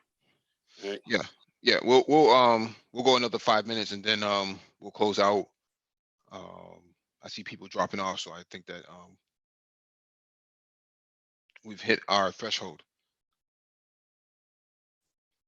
I was also going to add too, with technology and the way we're moving in the world, where it's going, I would imagine, like when we talk about guys who have felonies or guys who have prior convictions, you're starting to look at contract work, stuff you can do online, all the stuff you can learn online. That's another big avenue. If you can somehow get guys, who haven't gotten too far into the system or anything like that, or guys who just are sort of our position as well too, who just don't want to deal with the corporate environment, corporate BS, really leveraging those online platforms of, get a computer science degree and then, work freelance if you're somewhere like New York City, or, try the whole online platform. So that's my 2 cents. See, I would agree with that if we had an equitable system, but we don't, right? So criminal justice reform needs to take place first before you can implement something like that. So if someone did their time, their record should be expunged. The problem is that they're holding that holding that record over their head, despite the fact that they've done their time. So you're disenfranchising those Black males. So we have to come up with a better way of expunging and basically masking this sort of record that has been placed upon them, especially if they're not a repeat offender.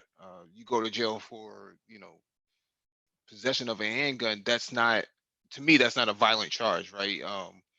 Now, discharging a firearm illegally would be a violent charge, but if it's non-violent cases, I think those records should be expunged, especially if they've already done their time or the case has been dismissed. That shouldn't show up on their record at all. No one should be able to see that. No private organization, no private institution should be able to see that.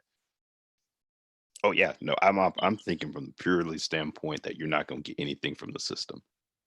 If we can do that, which is crazy. It's already being done here. It's been done here. So if you have Corey reform has taken place here quite some years ago. So if you had a record, all you have to do is come with a written letter saying that either I done my time or this is impacting my ability to enter the workforce, and they will get rid of that. So. Oh really? Oh, that's good to know. I did not know that. I can speak volumes to that. You know, like I said, I'm from Ohio. You know, and during my time in college at UC, I would say that is that I made a mistake. I got angry. You know, young college kid in sports, smoking the weed, got into it, and you know, just made a stupid decision that cost.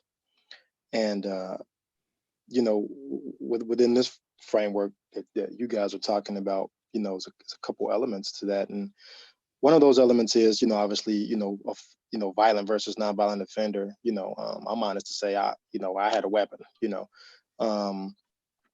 and classification of those offenses. I agree strongly with Mike's point is that, yeah, you know, you would need an initiative on the table, and I kind of see something like that out there. Where they're trying to do a roundup or they're trying to do a thing where certain classifications of offenses are pardonable, where you can get them expunged. But then again, you know, we have a loop working interwise where every state's different, is a different beast, and they've got different laws, and you have to weave through that framework. The other part is that, you know, like I said, in my case, I had a violent offense, or what would be considered a violent offense, because I had a weapon. And in those cases, you know, in most states, those offenses that fall under that classification, they are inexpungible. You know, whoever the legislatures were, they did a homework in terms of making certain laws, non-expungible. And in those cases, I mean, I'll just be honest. Like I said, I'm a living testament. You know, I found my way back by refusing to accept anything. You know, and I remember they told me when I was locked up. I remember doing corporate finance, you know, in the cell house. And they was like, "Who do you think you are?" And he was like, "You know, man, you know, I did some jacked up stuff to get here on accident. I got mad, but that doesn't take away from who I am. But I realized I need to work 3 times as hard." And I think, you know, I know part of that is part of the equation too. Some people give up. You know, it wasn't easy. I got out, and I hit the ground running.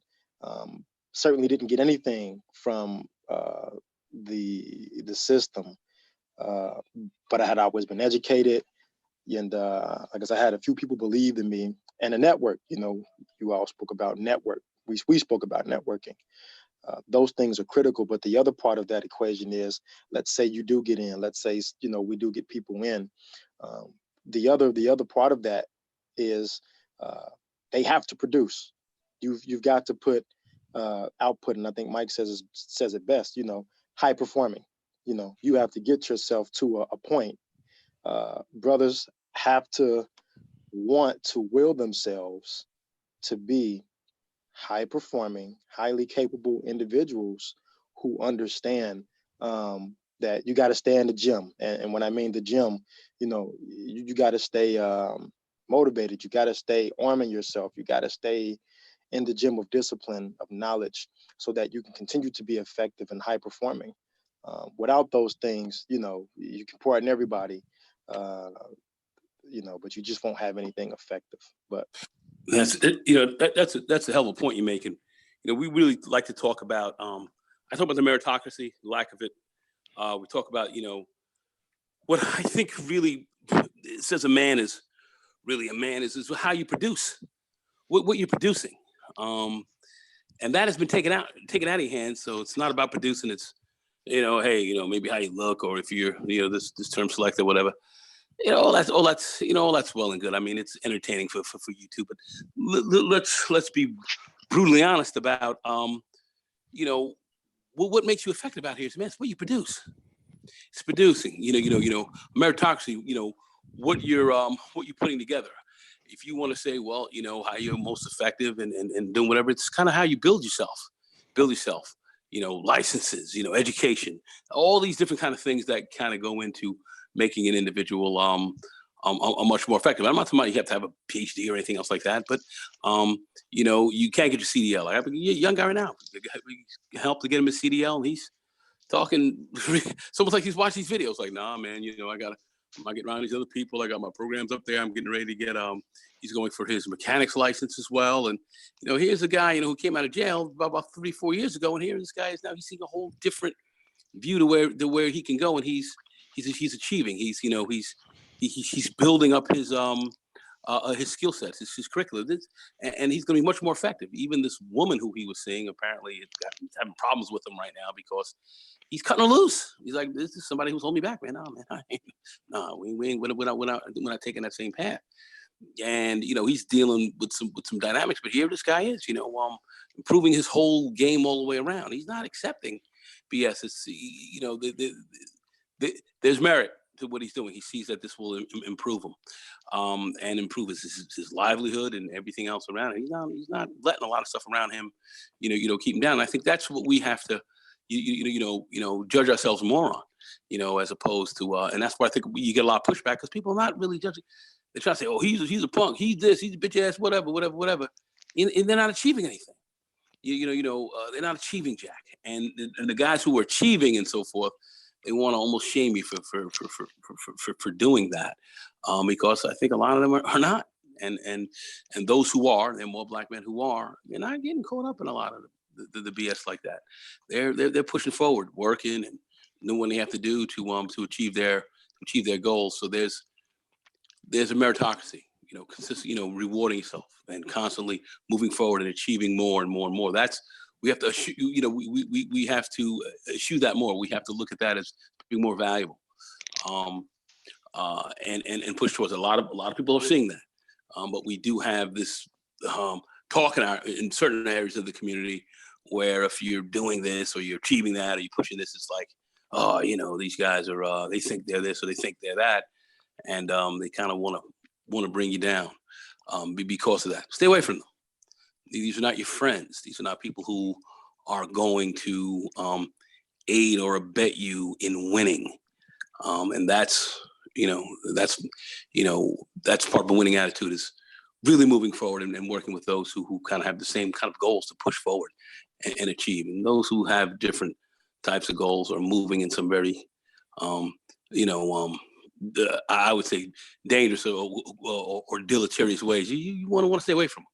And those who are trying to shame you into thinking differently, they're not your friends. Stay away from them. Don't even waste time with them. Is how I would say it. So we have to value merit more, push that a lot more, and that's what we see from a lot of immigrants. Let's say black immigrants and so forth who come into this country, who are consistently trying to move forward, and they're getting degrees, and they're getting this, and they're getting that, and folks start hating on them a little bit. I understand why folks are hating on them a little bit because they're looking to achieve. And if you're not doing that and you're staying stagnant and they're getting into all these different schools and they're getting all these different programs and they're getting in this and they're getting into that and they're getting this and they're getting that, you're not, well, yeah, I cannot say you're being a little bit upset. Maybe you might want to look at what they're doing and say, hey, maybe I should be doing some of the same things. And I may feel that way once I, once I have this degree or once my pockets are full because I'm doing a certain kind of work and I'm in a certain kind of profession and so forth, or business or vocation. So that's what we got to push a lot more. I hear too much crap going on. I'm just tired of all this bullshit talk. Let's talk about what's really important. The bottom line stuff that's going to make a real difference. This is not hidden. This is not rocket science. It's sitting right in front of us, and it's just about us just achieving it. And that's focus. It's focus and being organized and moving forward. You have people who are going to great schools right now, and they're not paying any money. They're getting straight A's and all that. They're getting all kind of scholarships and all this kind of stuff. I mean, it's a lot of stuff's going on. You're getting hatred from others because of it. You have to look at that, and that's what we have to push a lot more of. So, what are our answers? What are our solutions? Focus, really getting focused. There was a community we used to have where, you know, things would happen. I remember back in the old days, you know, even divorce was low. Why was that and all that? Because the community would come together and help people stay together. And, you know, kids were a little bit wayward. You had the community putting together to help kind of keep people around. You know, that old village raising a child kind of thing was very real. I was around that. I remember I was a kid just running around in the hall, just dipping around. And you know, if I got into something kind of crazy, you know, Miss Jones down the block could get in my ass. You know, I was kind of keeping you in line. You know, and you didn't have the crime rates and stuff that you have now. So we have to get back to the fundamentals. You know, that's what we have to do. And there are ways to do that. We can get into that. We don't have time to do that right now, but we have to really just start getting back to the fundamentals, which helps to keep us in survival here in this country. Because boy, we had a lot of stuff that went against us, and to get to some of the points that we've got to now has been almost miraculous. But yet, you know, we can still move forward and even do a hell of a lot better. And we have to just look at what we did in the past that was successful and look to see if we can to recreate a lot of that.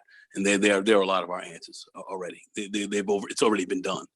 All right, it's just getting back to the fundamentals. I'll just leave it at that. Yeah, Cyberdyne, I was going to ask, when you were going through your journey of sort of putting your life back together, you were saying people were sort of looking at you like, who's this guy think he is? Like, did anybody see what you were doing, and do you feel like you inspired anybody else to change, or you just feel like most of these guys weren't going anywhere and they were just going to try to pull you back? That's a good question. I think there are a couple of younger guys that I was able to inspire, and that was only really through the connection of music. You know, I marched college band also before I had transferred back. I had left home. You know, I left Ohio and went down south. And so you know, played in some of the notable bands down there at the colleges. And years later,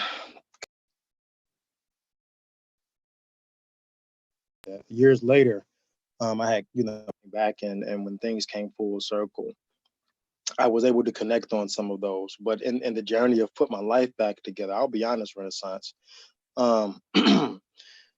You know, one thing I've always been is determined. I've to this day, you know, I've always been a person who says, you know, man, I would love to go see the stars or go see Jupiter, you know, fly if it were possible, right? And that's one thing that I had to leverage. I guess that's the best word I would lean on is leverage.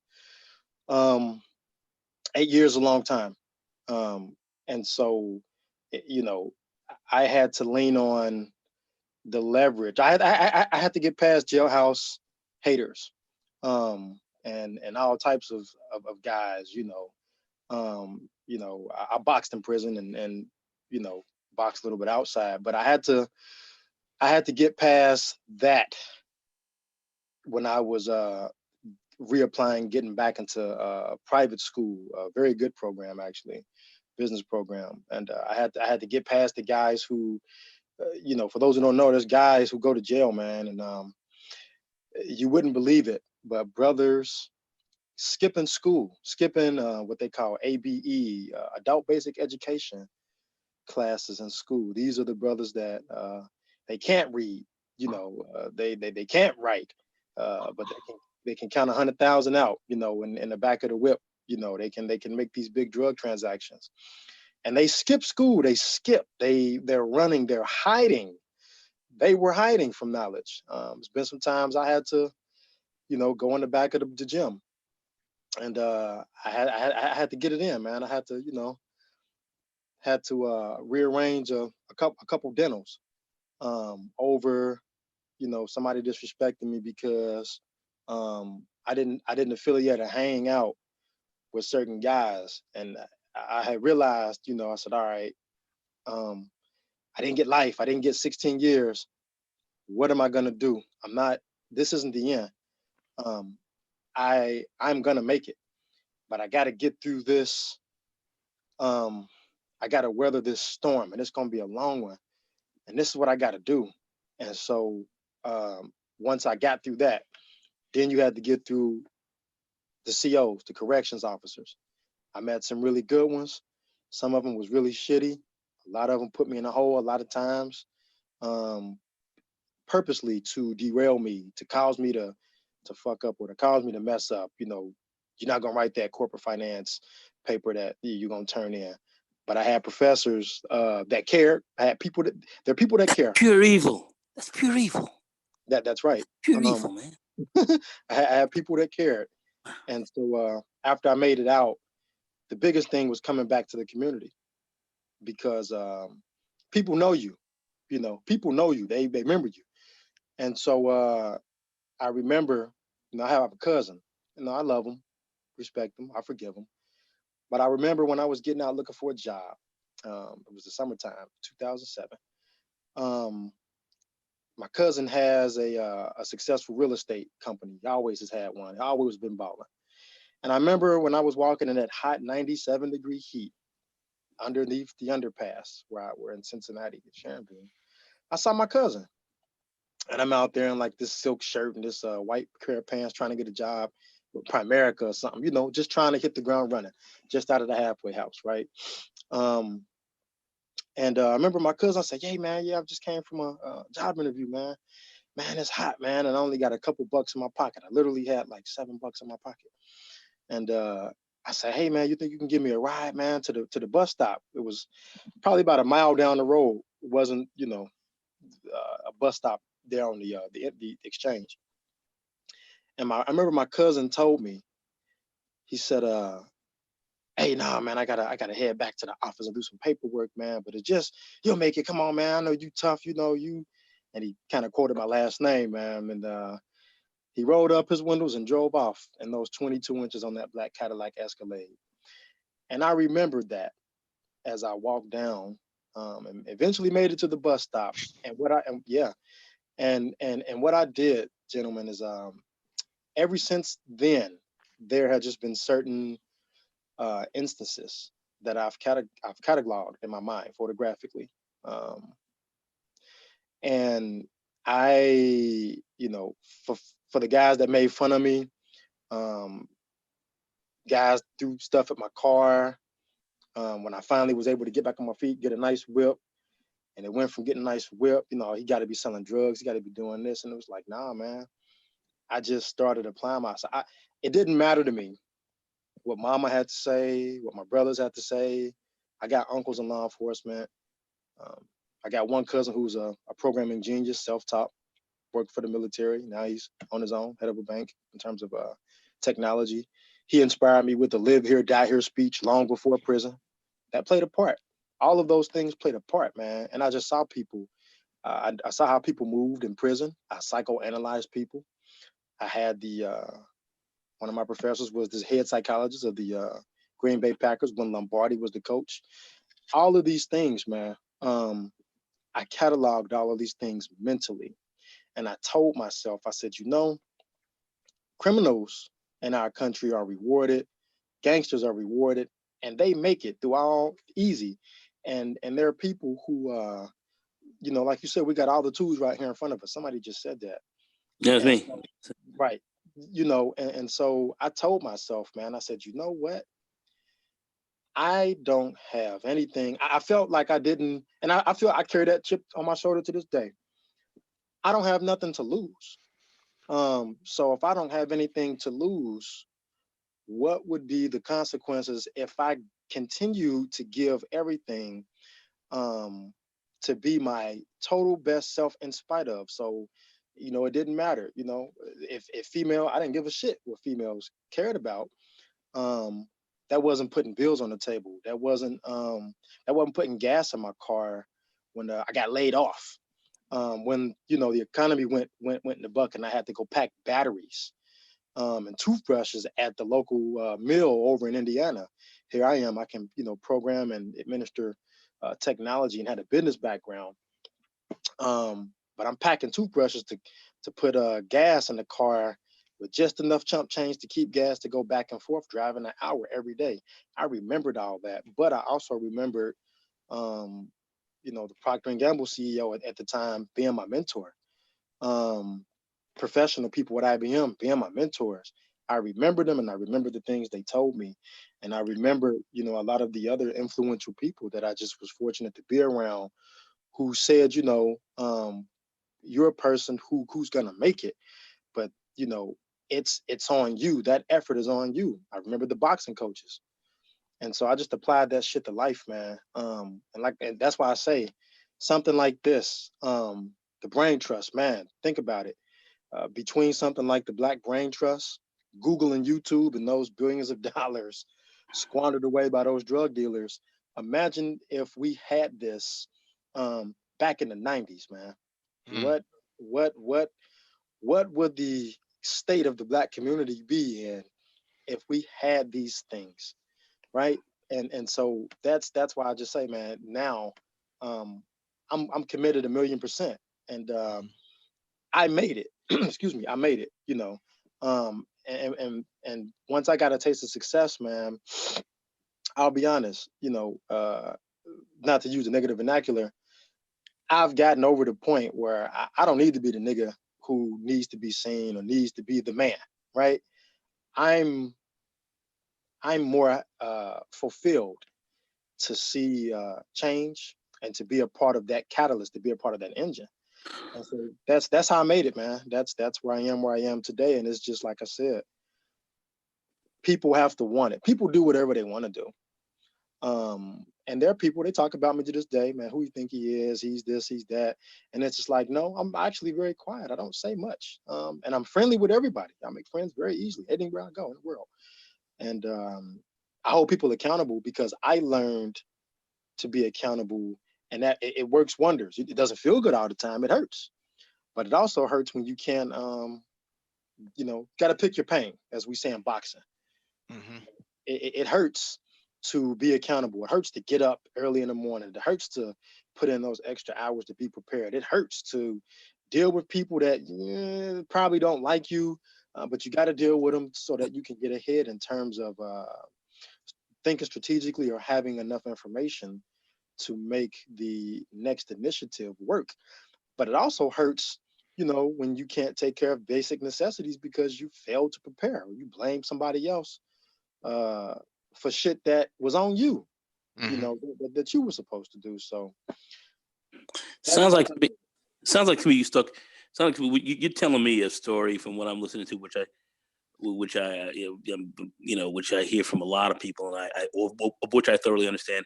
It seemed like to me you just got back to basics. You got back to basics really, and just stuck to the fundamentals, the ABCs, and pushed hard. Didn't let much get in your way, and you kept it moving, and you found success that way. Am I correct? Am I hearing you properly? Yes, but I also changed location. That's another thing. Okay, that's an important thing. Like I said, I'm from Cincinnati. Ohio was conservative, man. We get down. But, I said once my grandmother passed away, she lived to be 106.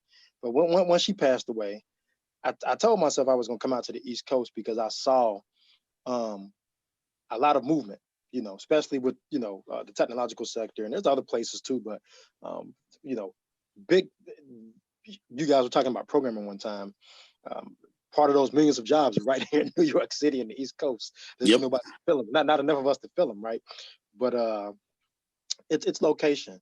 And for me, Ohio does have kind of that, they own the bullshit, right? And especially, I had my felony there.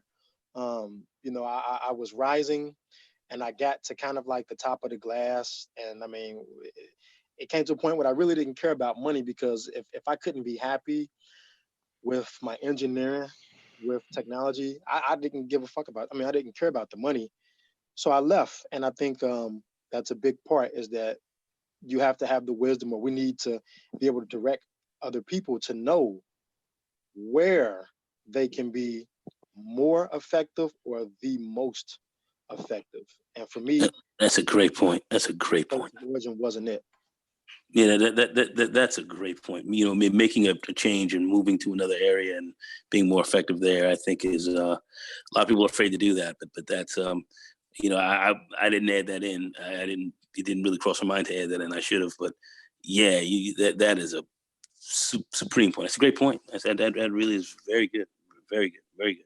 I would agree with that 100%, because I see a lot of people who've done that. I had a good friend of mine. He left out of here, went out to Arizona, and made a whole different change, and a big change in his life. It changed a lot. It was cheaper out there then, and he took advantage of the opportunities that were there, and he got way ahead of the game just by making a change and thinking intelligently. He did very well. So making moves can in other areas can be advantageous. I think that's a great story, man. That's great stuff. And it's a great note to end on as well. Yeah, thank you all for joining us, man. Please hit the like button if you've not already done so. Share the video if possible and hit that notification bell so you get all the updates from the Black Brain Trust, including those. Yeah, Mike, we going on 4 hours? Yeah, it was supposed to end 2 hours ago, but this is how it rolls over here. All right. Hey, Mike. Go ahead. Finish. Hit the notification bell so you get all the updates from the Black Brain Trust, including those posted on the community tab. Also, thank you all for subscribing to us because we've reached our goal on the Black Brain Trust. Actually, we exceeded it. Yeah, we actually exceeded it. So thank you all. This is Subscriber Appreciation Day. So thank you. Good night.